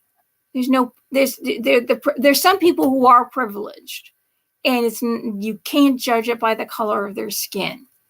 Because Robert Byrd would call you a blank word because that's the way it worked. They found you could not join that organization, or they did not consider you white, of the pure white race, unless they looked up your ancestry and made sure there wasn't a drop of Catholic in it, Italian in it, Black in it, Indian in it, Native American in it.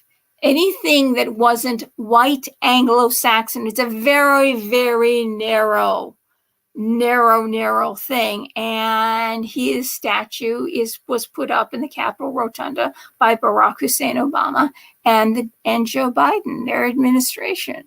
And he was eulogized by Clinton, by Obama, and by Biden. So how? It's like, they switched parties. How could they have switched parties? Except for the neocons, like who were always racist, like the Bushes, they're neocons. And McConnell, both of them had slaves. Those are the ones who are Republican name only. Those are the ones who want the wars and the death all the time. And they're really Democrats with an R. And there's some R's. There's some actual R's, but the first senators in the Republican Party, the first Black senators were right after the Civil War. And they were in the Republican Party. The first Democrat senator that was Black was in 1994. It's like, which party?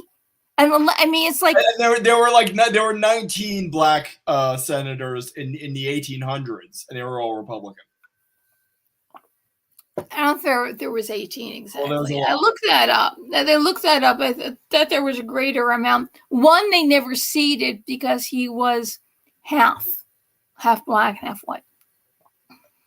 I guess his father was a master or something. He was a master, and his mother was a slave, and they never seated him because of that. They wouldn't let him. I forget his name, but I was going to do a Black History Month thing on him. And I happened to come out looking through everything. I happened to come upon him. But these lies. Now, look, if the Russia hoax turned out to be a hoax that was paid for by the person who lost, who would not admit that she lost, but she lost. If it was paid by her, Why do you believe anything that they say? Why is it that you believe anything that they say? Captain Athens, you left a comment, Captain Athens. Did you get my replies on my Elvis show? I tried to reply to you. And I left 3 replies, and I asked you to like leave me a message on Twitter. So Captain Athens, if you're still here, Captain Athens, and Amy, I left you replies too, but I don't think you got the messages, or you got the. I don't think YouTube is letting you know that I'm replying back, which is scary. You did. Okay, did you try, or maybe you don't have a Twitter account? I'll leave my I'll just put it here. Oh, you didn't get the replies. You see, YouTube, I am so shadow banned. YouTube is not letting people, allowing any communication. Sometimes they literally will hide a comment. The only reason why I know it's there is because it says 1 comment. And so what I do is I click on the 3 bars, and it's like a longer bar, like graduating bars at a slant. Click on that, and I click newest first, and then I see the comment. But I noticed that, I'm replying, and I left 3 replies on Amy's and Captain Athens and somebody named MM on the Sparkling Diamond account, and no replies back. You guys didn't get anything, but I was replying back to you. And I think any of my videos, I have to tell people, if you want to reply, you can leave a comment there, because the comments and likes and subscribes help the algorithms kick into action. But I'm so shadow banned, nobody knows that I'm out there. Of course, I'm letting loose as Schumer said, the whirlwind, except it's spoken whirlwind, and it's a call for peace and unity and prosperity and to take care of everyone. But the only as Maui, and it was at East Erie, Pennsylvania, so how they just jumped into action to help Americans. Do you remember that? It was unbelievable how the call to action, whenever there's a disaster in America, our administration is there. And the president, not the one that's wandering around, but the real president, always shows up, doesn't he? Smooth talking guy, attractive, likes a lot of people in different ways that we just found out recently. The real president knows, like, if you're a Democrat and you think no, the money's got to go overseas, because people are making a lot of money. Like Eisenhower said, beware the military industrial complex. You got to feed that. If you haven't woken up to realize that they're lying to you and they don't care about you, they could care less what happens to any one of us. And in fact, they are also proposing, the Biden administration is proposing, do I have this up there at all? Biden administration is proposing the alcohol czar has proposed that we limit our beer consumption to 2 cans of beer a week. They're because in Canada, as we know that they're like, if you're homeless in Canada, they have a solution for you. You take some medication and you won't be homeless anymore. And if you have allergies or disabilities and you can't get along where you're living, they have some medication for you. And I said, it's right over the border. It's not going to take long before it hits. It's not just there. It's going to move here fast. And up in Canada, they have a law now that limits people's alcohol consumption to 2 beers a week. And it's coming here. Our alcohol czar, let's see, I pulled all of these things up. I can pull if you don't believe me. Amy asked you for your Zelle donations. See, I don't have to finish writing these things. Here we go. Let us. I don't have it. Nobody's donating anything to me. By the way, presents. Let's see. I mean, I desperately need it. It's let's just share that screen. You can contact her through Twitter X. Okay, let's see. Where are we here? Okay. Can you read this? No more than 2 beers a week. This isn't a joke. I went on Yandex. I looked it everywhere, and there was article after article that came up. Biden's alcohol czar says Americans may be told by officials to have no more than 2 beers a week. Hello? I think she's frozen up again. Thursday.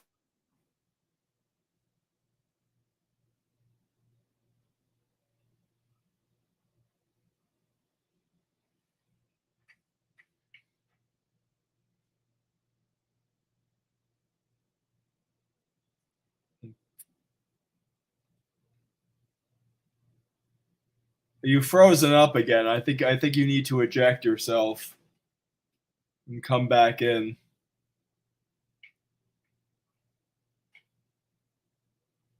And Amy says people might donate if you put your info in the description of every video. Yeah.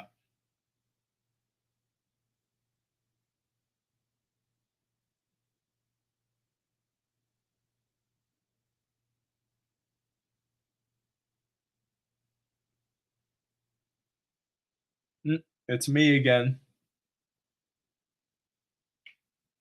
Hey, everyone. Sorry about that technical difficulties.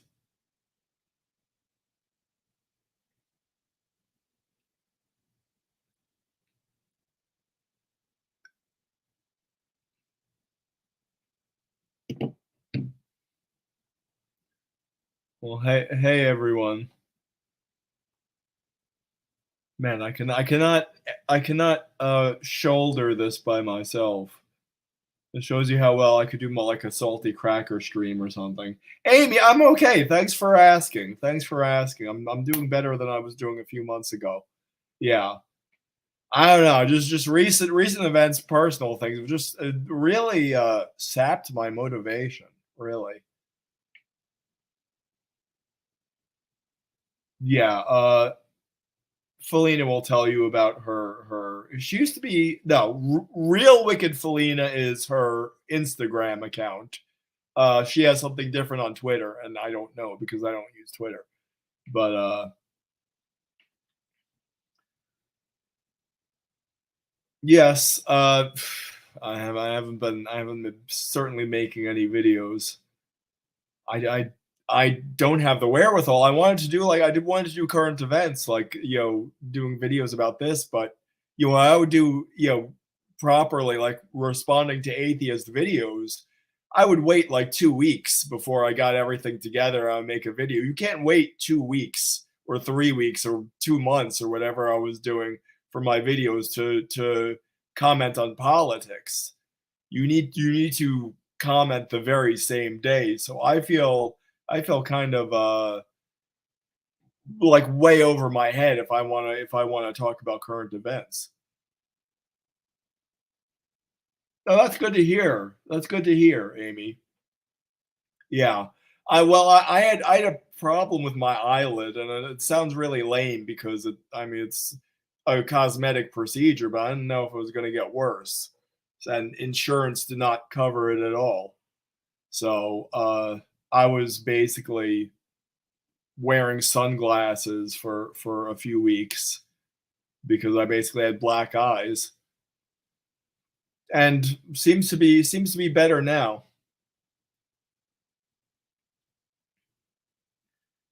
Yeah, what was wrong with you? What was the health concern?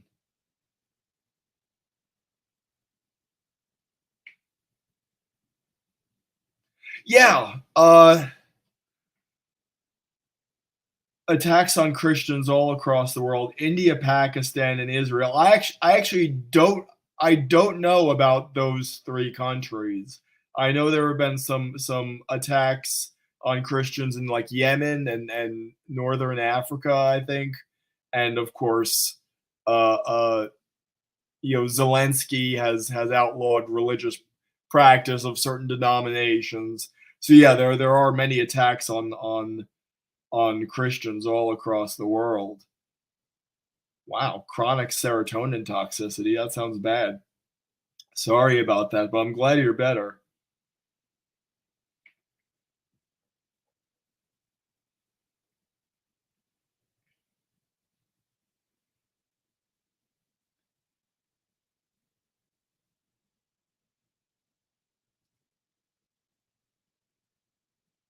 Yeah, it's like I saw a video from What Do You Meme, and he says he doesn't even respond to atheist videos anymore. He responds to Islam apologists.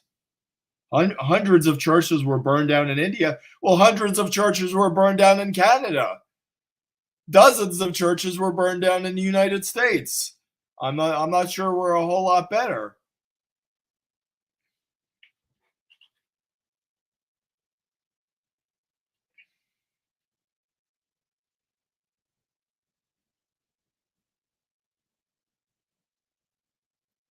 Yeah, and Justin Trudeau did not say anything to quell that. He was like, "No, don't stop."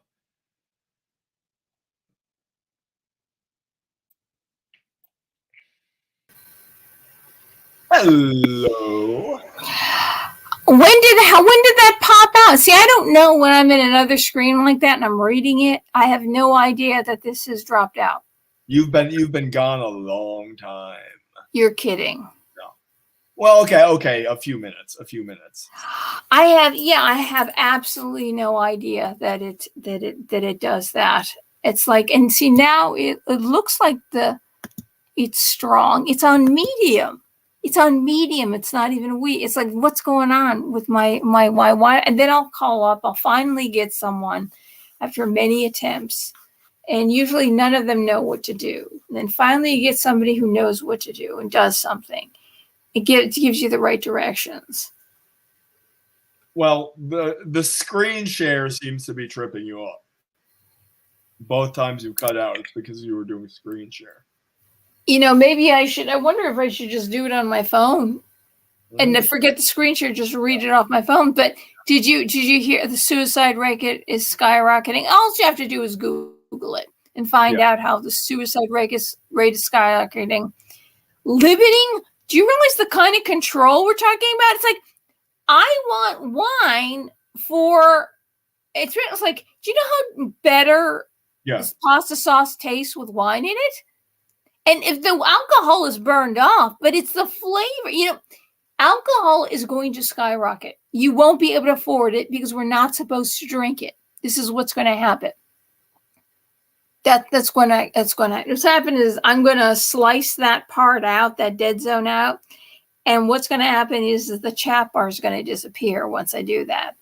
So for the sake of, but I have to do it because if people watch this and say, what the hell, this is disappearing, I'm going to have to do it. But anyway, that's what's going to happen. You're not going to be able to afford alcohol because you're not supposed to have it. But the wealthy people will. And in fact, the wealthy people will make their own alcohol. But dare you go down and buy enough grapes to make your own alcohol? They will question what you're doing. Remember, that never happened in this country. There was such a thing as prohibition where nobody could drink any alcohol. It was against the law for 10 years. there are so many things like lobotomies, and the cure for women's depression during their period or their anxiety was a lobotomy. Anybody going to an insane asylum was a lobotomy. They scramble your brains. They cut a piece of your brain out, or they stick a needle in your eye and they scramble it. They sterilized the people who they deemed insane. I'm not sure. Giving crazy chicks a lobotomy sounds. I'm not sure that wasn't the wrong thing to do. No, I don't. You know, it's like, if you think that they won't do it, sterilize. That's what they did in Nazi Germany. They sterilized people. Do you realize they did the same things there? We're calling them mad when we did it. You know, they shipped not just Japanese, but Italians and Germans off to, under FDR, to internment camps. And what they did was they put you in a train with no windows. They'd black out the windows, and there would be a guy in the back of the car with a machine gun the entire way. So if you were on the East Coast, they drove you all the way practically to the West Coast, and you had to stand there in the dark the entire way with a guy holding a machine gun at you. And know what you were called? You were called an illegal alien. Do you know what they called the Italians? Enemy aliens. You were known as an enemy. Which is worse, an illegal, or you're here illegally? You're not legal in this country. Not you're an illegal human being, but you're not legally in this country. You're an enemy alien. You're the enemy.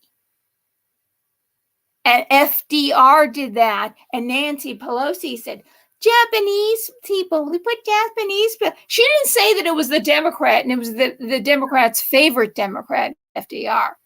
And of course, she's half Northern Italian. I almost think she can't be just half. She has to be 100%. Because she's trying to say people who are not white, but she also left out the part that the president who did it was a Democrat, and it wasn't just any Democrat. It's the Democrats' favorite Democrat. Yeah. Enemy alien. When has one Italian complained about that? We've said nothing. I have suffered for so long. I remember when that happened. And I have suffered for so long. But it's like it does, you do it to the family, you do these evils to the family. You know, what they did to my family, which I won't repeat. And that was my grandparents and my mother's family. It was my mother's family. That's how close it is. Isn't like it's a couple of generations away. What happened to my family in this country, and what happened to my father in this country, his family, which was, you know, it's enough he had what he had for the brief period of time that he was living with a family. People have no idea what people have suffered. And they say, oh, you're white. You have no idea. You have no idea. You don't know the history of your country. Even Italians don't even know the history of their country. You know, they have no idea. You don't know half of what I tell you. You don't know anything, in fact. He says nothing. He doesn't even agree, doesn't disagree, he doesn't argue with me. He just says, that's right, I know nothing. No. Can you believe this? Enemy alien. In fact, that's your new name, is enemy alien. That actually sounds awesome. that's the name of my sci-fi heavy metal band. Enemy.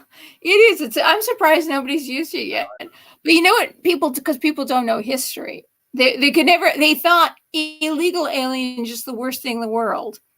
Oh, enemy. Oh, that makes sense because you're privileged.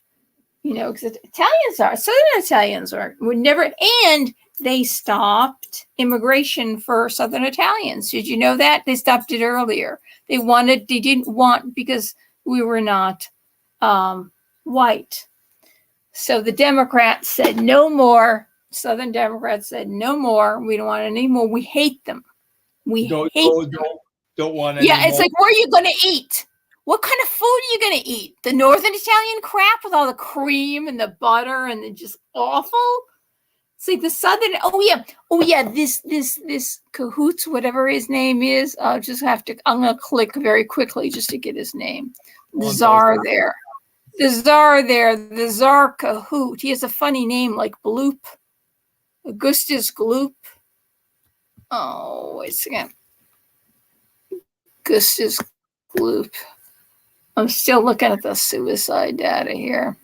His name is Augustus Gloop, the pride of Dusselheim. Alcohols are Koob, Koob. Know what he cites? I'll make sure you're here. You know what he says? Well, it's food. That's where you get your nutrition. Alcohol doesn't, wine doesn't make you healthy. You don't, because there's benefits, resveratrol and antioxidants in wine. They say 2 glasses of wine a day is actually healthy. He goes, oh, it's the Mediterranean diet. That's why people in the Mediterranean are the healthiest in the world. It's their diet. You know what a big part of the Mediterranean diet is? And everybody in those frickin' Mediterranean countries? Wine. That is it. It's like, that's one of the big things. Is when red wine, he goes, oh, he drinks Chardonnay. A couple, just like our favorite politician from some years back. Well, her favorite was Chardonnay. I say it was moonshine, but she said it was Chardonnay. But it's red wine, because red wine is healthier than white wine, not Chardonnay. It's red wine. And Italians will drink at siesta in the middle of the day. They'll drink red wine. Italians even drink wine for breakfast. They even put it in mother's milk, in like milk for the baby, because it kills bacteria. And it makes the baby kind of pacified a little bit. Just a small amount. Just a tiny amount. But it's wine. So what is he talking about? That's like the main staple of the Mediterranean diet is wine. Give me an Italian, a Southern Italian, who eats the Mediterranean diet and doesn't drink red wine with it. I grant there isn't one. There isn't one, and it's sacred. Wine is sacred. You don't overdo it. You never get drunk. But you drink it with your meal because it's sacred, because it's the blood of Jesus. It's you consider it bread and wine, but it's considered sacred. But at the same time, it's at every single meal. So it's like at the same time, this guy has no idea what he's talking about. It's like you read Mediterranean diet in a book and you think, oh, that's food of some kind. Then he describes it and I'm going, I don't know if that's exactly the Mediterranean diet. I forget how he described it. I was reading it.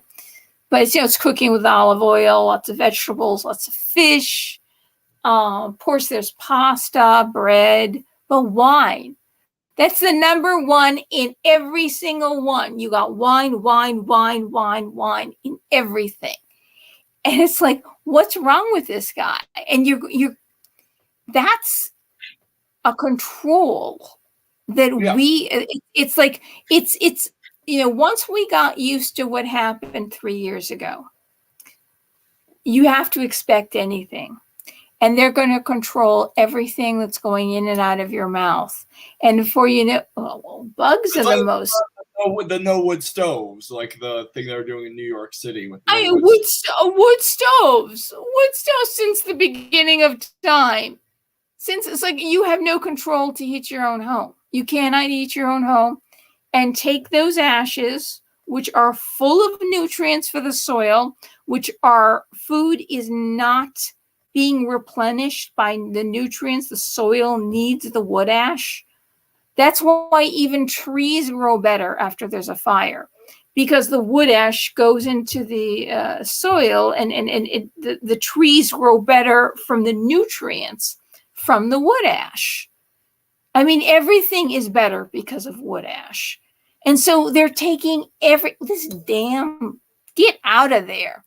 I got a damn fly that came in the window because the window's open. But they're taking everything that's actually nutritious away from us. We can't do it. I mean, it's like go to southern Italy and find out what the Mediterranean diet really is. The wine is in the food, and then you drink the wine with the food. That's the Mediterranean diet. He has no idea what he's talking about. And the wood stoves were taken. What else are you taking away? What else? Oh, the farms. Okay, good. You're taking farms away because farms are bad. Because what the kind of waste product or food? There's too much food waste because we consume. We're eaters, and it says that we keep consuming food.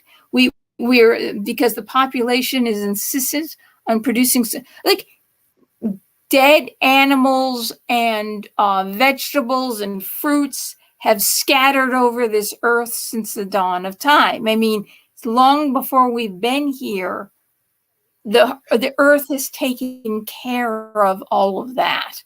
And the one that's gone under the ocean and turned the methane that they're all for. Oh, if the Arctic melts, then the methane is going to release. And then when it hits the freaking air, it separates into water and carbon. Methane, which is natural gas that burns clean. I mean, it's like, the methane that the earth put there long before we even were born, that methane is going to be our fault if it gets released. Are you kidding me? Are you kidding me? Ammonia, ethyl, the methane produced by compost piles, anything that dies and decays releases ammonia, even if it's out in the air. As it decays, it produces ammonia and releases it. Otherwise, why aren't they next it's going to be a ban on ammonia. You won't be able to clean it with ammonia anymore. I mean, it's a natural gets produced naturally by decay. That's where we get ammonia from. But the earth takes it and then it actually dissipates. It's completely that's why we use it. You can put it water, or you put it out in the air. Sometimes if you just leave it out, there's no more ammonia and then it turns brown. Ammonia dissipates with time. And that's because it's a thing that decaying anything produces. Anything that decays produces.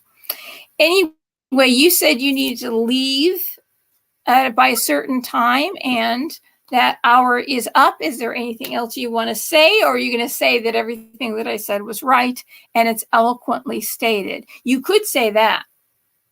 Yes, and for every second you were out because your feed cut, it was a universe painful. Of agony for me. Yes, it was like very slowly pulling out your teeth and your nails.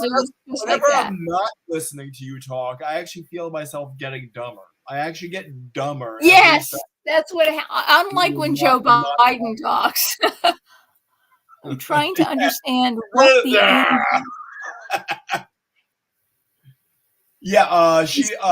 Amy wants you to put your contact information in the description of your videos. Okay, I'll do that. Amy. Here you can. You can just have that as video defaults, so it does it automatically with every video.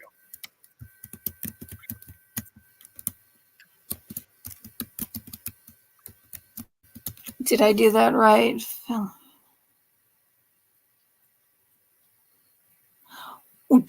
Try that email address that I just sent out. You can try that too. If I didn't spell that right and it doesn't work, I'll put it again. I thought you had my email address. This is Silas Marner says, I'm trying to understand what their end game might be. What ultimately are they trying to achieve? Yeah, they want to lower the population. Yeah. Go ahead. Well, I was just gonna say they want to. Yes, that's the long time horizon. the short-term objective is just to lower the standard of living in multifarious ways, in every single way, to lower the standard of living and just get people accustomed to a lower standard of living, so that the third world and the first world sort of converge. What you think that that's it, when they're actually going to lower the population, especially if you literally kick people out of their homes, if you make it to the cost of living too high, and you're not even providing they're not even providing a pod for people to live in. They're just going on the street because they know within 2 years they're going to be dead. No, it's not that they're not bringing up the third world. The Africans are slaves. The children are slaves and they're dying. They're not bringing up any third world. That was the proposal, that they were going to help the poor. It's, we're going to wipe out poverty. That's not it, because the whole green agenda is actually enslaving the third world, and they're dying because of it. So that's not it. That's the selling point. It's to lower the population. It's just to flat out lower the population, replace the population with people who are more uninformed and compliant. Where there's how many Americans do we know? At least half of America has no idea what the truth is. They didn't remember what happened yesterday or the week before. They don't know. They don't remember what happened in the Gore campaign. They don't even remember Stacey Abrams. They don't even know that whatchamacallit paid for the dossier. And that whole thing was a lie.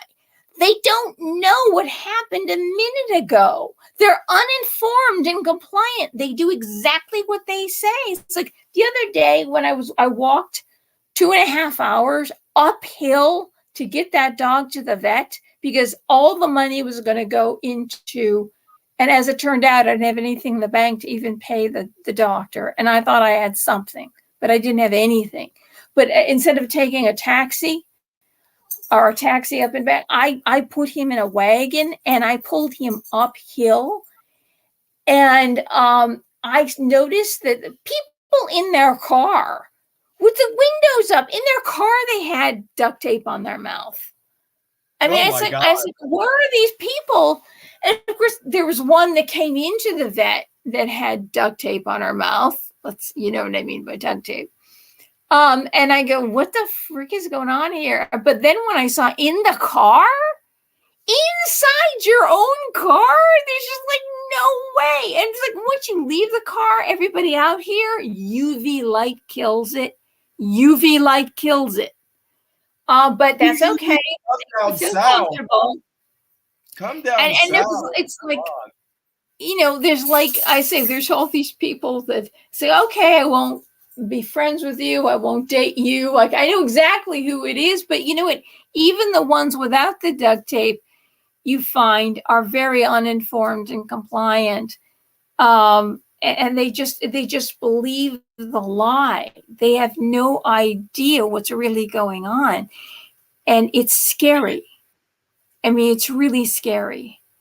And that's why, you know, like I'm going to start the prayer stuff up, but it's going to be on Sparkling 7 Speak, because there are people on this channel that really let me know that they don't like it.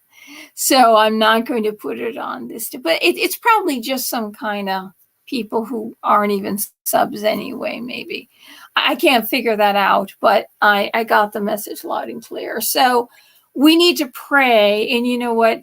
Nobody's, it's like, I think I have 29 subscribers over there, but you know, good or bad, maybe word of mouth, people will come and watch the video. And even if I get 3,000 downvotes for it, if people come there and they want to pray, or they tell their friend, this is going to be regular scheduled prayer for the world, for humanity, that God intervenes in some way, because I just, you know, it's like, unless God intervenes, what kind of hope do we really have?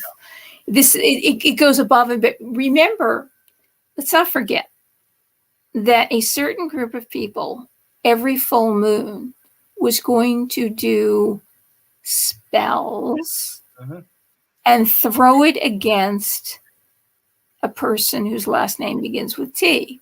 Yes. They were going to do it not once, but every single full moon, full of hatred and uninformed, completely not knowing what the truth is, that the people are using them to do this.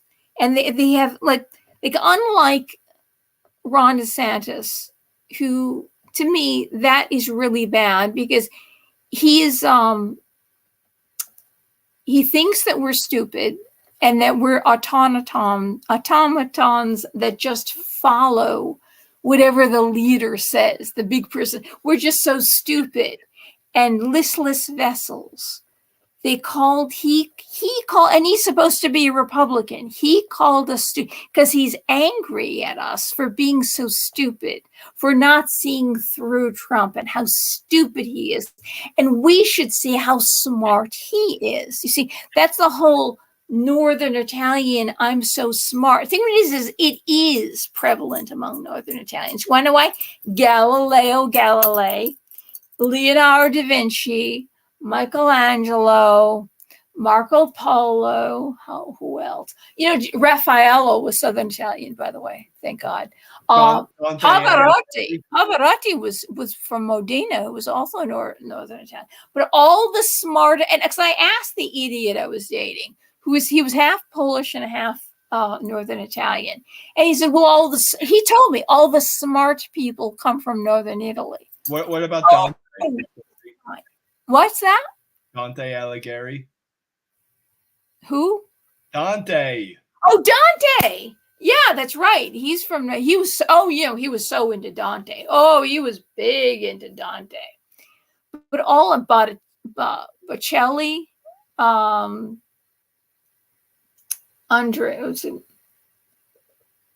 Botticelli. Andrea Bocelli's the singer. Botticelli, which many people have said that I look like a Botticelli. So, yeah, you look just like a Botticelli. There's a Botticelli painting that look exactly like you. You mean the dame on the clam, the naked broad on the clam? But it's the most Italian. You look like a Botticelli. But it's like, oh my God. There's smart people in Southern Italy too, believe me. My grandfather was one of them. And his whole family, and my grandmother's whole family. To this day, they're like really smart. But I mean, really, and my extended family are all doctors. Most of them are doctors or professors, but they all are intellectuals. And of course, that's why they don't speak to me because they're educated and I'm not. But it's like it proves out that the whole family got really smart. That the grandparents were very smart, exceptionally so. What? So you almost. I mean, there you go. Well, there's two. They'll say, "Oh, there's two smart people," and so. But you see, he's looking down on us. And it is a Northern Italian thing to do. It really is. I mean, speaking as a Southern Italian, I've encountered it enough times. So, oh, I'm not going to date you because you're below my status. I mean, it's like the family that I come from. I mean, the family that I come from are all like, my God, it's like I can clean your house. I can clean your house. Make a. And it's like, and I won't go on. What else he wanted? But I'm not. I'm not good enough. But see, so he's looking at just like Ben Shapiro. Trump is so stupid. His mega voters are so stupid. I can't belittle him. But it's even more than that. You're not even a Republican. You left Breitbart, started the Daily Wire specifically to defeat Trump. And you were for Hillary, which is supposedly the polar opposite of everything you spew out all the time. And the whole spiel about abortion. Well, you know what? You like abortion. You want abortion. That was her promise. The woman thing. He supposedly hates this whole feminist woman thing. If you are backing Hillary, then you are a feminist. Embrace what you are, Ben. You're a Democrat. You're for abortion. You love feminism. You love the democratic values. You want everybody to be uninformed and compliant, and you be the only smartest person in the room. Yeah, he is. He thinks some people think they're so smart, it really goes to their head. And they can't see anything else. And I'm talking about him specifically because he truly is a hypocrite. It's a lie. And he kept spilling that Charlottesville lie. Even when Michael Knowles, who I don't trust because they're all apart. I mean, I don't know what their spiel is, but Michael Knowles, even they knew that Trump didn't say those things. They knew that the first part was cut out, but for 4 years, Ben kept spewing that out as if it was true. And this is the reason why I don't like him. And then finally at the end, like when we're almost at the election, he admitted that he didn't say that it was cut out. So you have been feeding the Never Trumpers this whole time. You are a part of the gang that made Trump and his followers look stupid. And you knew you were lying. I mean, the other people, even Clavin and Knowles said that was a lie. You know it's a lie then. There's no way you're head of the Daily Wire and you don't know all the news that's going on. You don't know the people that are correcting it. There's no way he doesn't know. He's too smart. He's the smartest man that's ever walked the earth. There's no way he doesn't know because he's not really, or he can't be a Republican. He supported Hillary. He can't be against abortion. He supported Hillary. Unless she was lying about everything. Maybe she was to get elected and she's actually conservative. Maybe that's the truth. When she was trying to get Trump out of office, because he actually wasn't a conservative and she actually was. And she was going to save the women and the babies. I mean, I don't know anymore, but that's what I know. And people forget. And who's got the subs and the money? Why isn't his channel shadow banned? Because you want to know why? He's not really a Republican. He's against Trump, and he supported Hillary. That's why he's not banned. That's why you can't trust everybody. The people who are shadow banned are the people you can trust. People like me who are shadow banned across every platform. Nobody knows me. You can trust me to spew out the truth. To spit out the truth, and I'm drinking no alcohol, and I'm still spitting out the truth. Can you imagine what I would say on alcohol? How about that? See, this is homemade lemonade, and I put it in an apple sauce, a mason jar. See that? See how poor I am? I can't afford Felina spitting straight facts. I am. I'm spitting straight facts, and I am not on any medication. And you're already abiding. You're already abiding. I don't do pot. I don't do drugs. I don't do anything. I don't do anything. It's true. My life is not fun. The only thing I have is my dog. So anybody can send me anything towards my dog's operation. I'd really appreciate it, because if I don't take care of him, they'll say, well, you can't afford to have an animal. We're not going to, because you need the vet to okay a new animal. We're not going to okay a new animal for you because you can't afford the last one died because you couldn't afford to pay the operation. So I won't be able to get a cat either. I literally will be completely alone. I will not. I guess, yeah, I should tell the overlords that are listening to this. I will not survive. You've got a shadow. Nobody's going to hear me anyway. You just leave me alone. Just leave me alone. That's a sacrifice. I mean, it's like, how can I survive without this? It's desperate, and it's like if I if I knew someone wealthy, I could say, please, I'll do something for you, whatever, any work you need done, you need something cooked.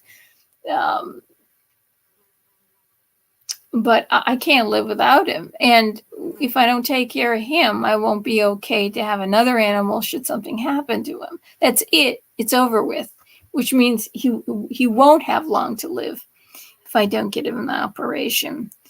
But they will question, there will be a question whether I can have another one after him. So they'll say, can you afford it? You have to prove you can afford it. But, Mr. KS, I say the group, because the real leader is the guy with the crown. They don't want us to have animals because of the carbon footprint.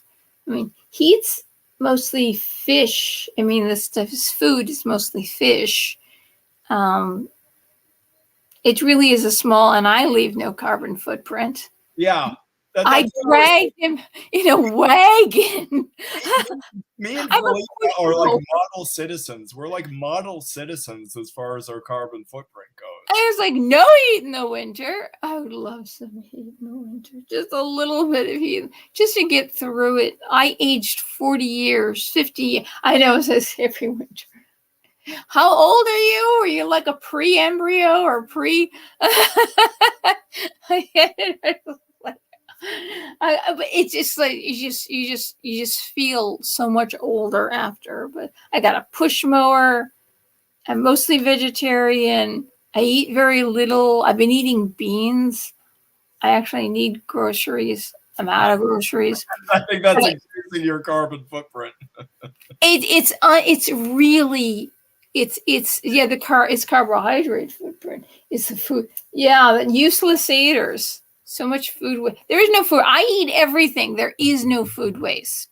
And if it's something like you cut off that nobody eats, or that's, gone bad, I throw it outside. I let it go back to nature.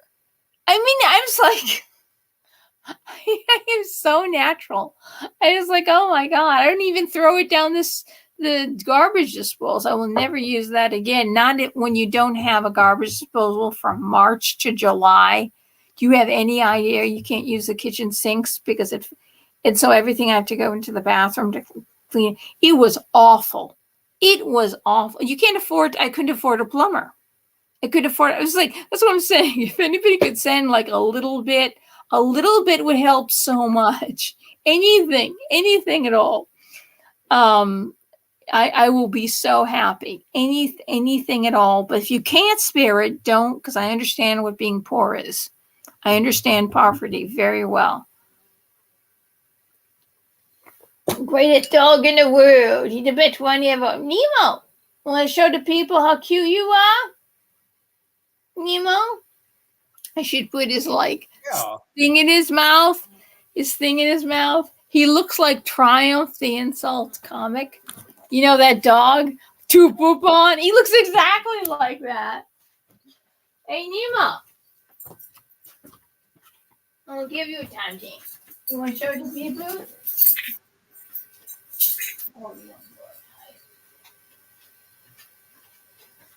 What's your question, Amy? No, what I was going to say is when you said people don't remember Chaz, there's a great video from a channel called Demonetized, who's the same guy as a short fat otaku. And he has a video called Real Chaz Has Never Been Tried. It's an hour-long video, and I watched it a few weeks ago. And it's all about Chaz. And you forget how bad things were. Not like they're great now, but things were really bad in 2020. And so it's really great to sort of refresh your memory. It really makes you angry. But the video is called Real Chaz Has Never Been Tried. And I highly recommend it because it's a great documentary about Chaz. Put that in your mouth. Put that in your mouth. Nemo. Nemo. Nemo. Come on, put that in your mouth. Nemo. Nemo,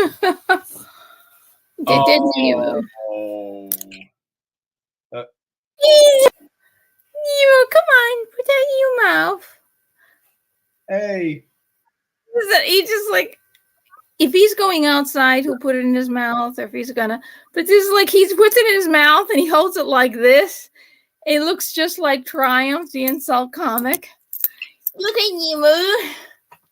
Hi, Nemo. Hi, Nemo. He has no idea. Hi, Nemo. You have no idea. Hi, Nemo. Hi, Nemo. I think he's making eye contact. Is he? Hi, Nemo. Hi, Nemo. See, I'll make the screen bigger. Maybe he'll. You to yourself. Hi, Nemo. Nemo. Hi, Nemo. Nemo. Nemo. Thank you. He's a fan, you. Oh, he's a bad soul. He's a bad. Oh, sorry, Nemo. You're not there. Did you hurt your leg, sweetheart? Because he is kind of fat. You're fat, you. You could have a thyroid issue. That's one of the blood tests that they didn't send out. So they didn't send the blood tests out because they want payment. They thought, well, maybe it's the thyroid. Nemo, what's going on? Nemo. Well, I know he wants to go outside, is what he really wants to do. But we should probably sign off now. Is it a sin to smoke weed or to smoke cigs or vape? Well, everything is allowed, but not everything is helpful. Who's asking that question? Amy. Who goes there?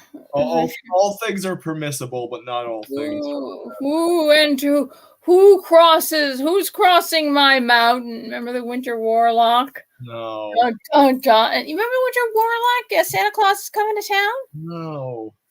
We should have had a Winter Warlock to prevent the Germans from coming across the Andes. Yeah. It ruined everything. But then you give him a choo-choo train. He gave him a choo-choo train, and he all melted and got all soft. So the Winter Warlock wasn't. Felina, I have something to tell you about all those specials you watched as a child. They were all made by people on drugs. Were they on drugs? They were on drugs. They were manifestly, evidently on drugs. So was Willy Wonka. Croft were on some good Is that true? I don't believe it. They had to be. That was like all of the 70s. One pain, little Nemo. Oh. It's a sin to smoke weed. Not too much. It says don't do it. Like I have people that they get psychotic. They're like doing it all day. Yeah. They're like all day long, and they just like it's been too long. Like George Carlin said, he used to do it a lot, and then he stopped. And he built up, you stop, you build up a tolerance. And he said before he goes to write something, he has one toke, and that it sets him off because one toke is like all he needs. Because like the more you do, the more you have to do. So it's better to put less of the drug in your system. And so he got down to just one toke. And then he was able to write all that brilliant material. It just affected him the same way. So it just seems like always remember the more you do, as with any drug, like if you take painkiller, that's why people take more and more painkiller and then they end up dying from it, is because it stops working. Even if over-the-counter crap too, it stops, but it still does the same damage to your body. Like each painkiller has some organ that it eventually destroys. So that's why it's always better to take the lowest dose possible of anything, even if it's over the counter, anything at all. I always smoke crack in moderation. Yeah. So your name is Rob. Nice to meet you. and send U.S. tax money to support Israel. Shapiro, he's a puppet. Yeah, I think he could be controlled opposition. Shapiro, don't know. Felina called it. I was actually not a believer. I will concede her that. A believer in what? When did I call it? That the DeSantis was a snake. I told you. Yeah, you called And it. he insulted you. He insulted you. This even worse because he's supposed to be a Republican. He's supposed to be mini Trump. He's so angry that the Trump voters are just stupid. We like the big personality. We get our orders from Truth Social. I never go on Truth Social. I hate it. It's useless. It's absolutely useless. They could see he was banned from Twitter, so he went, went somewhere else, and he couldn't go back because. But he came back at the right time. He came back with a theatrical entrance, if ever there was one, and we're bringing it full circle to the mugshot.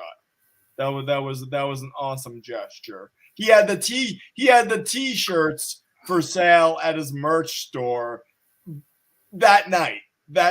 So people say he's gonna pay his legal bills with the T-shirts.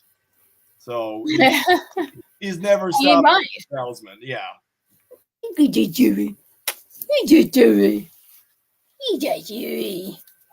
I think I should be going.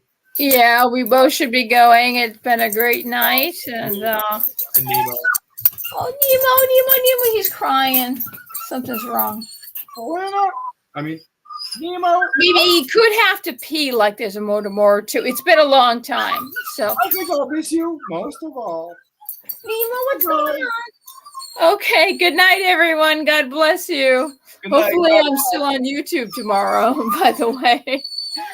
Good night, Amy. God bless you.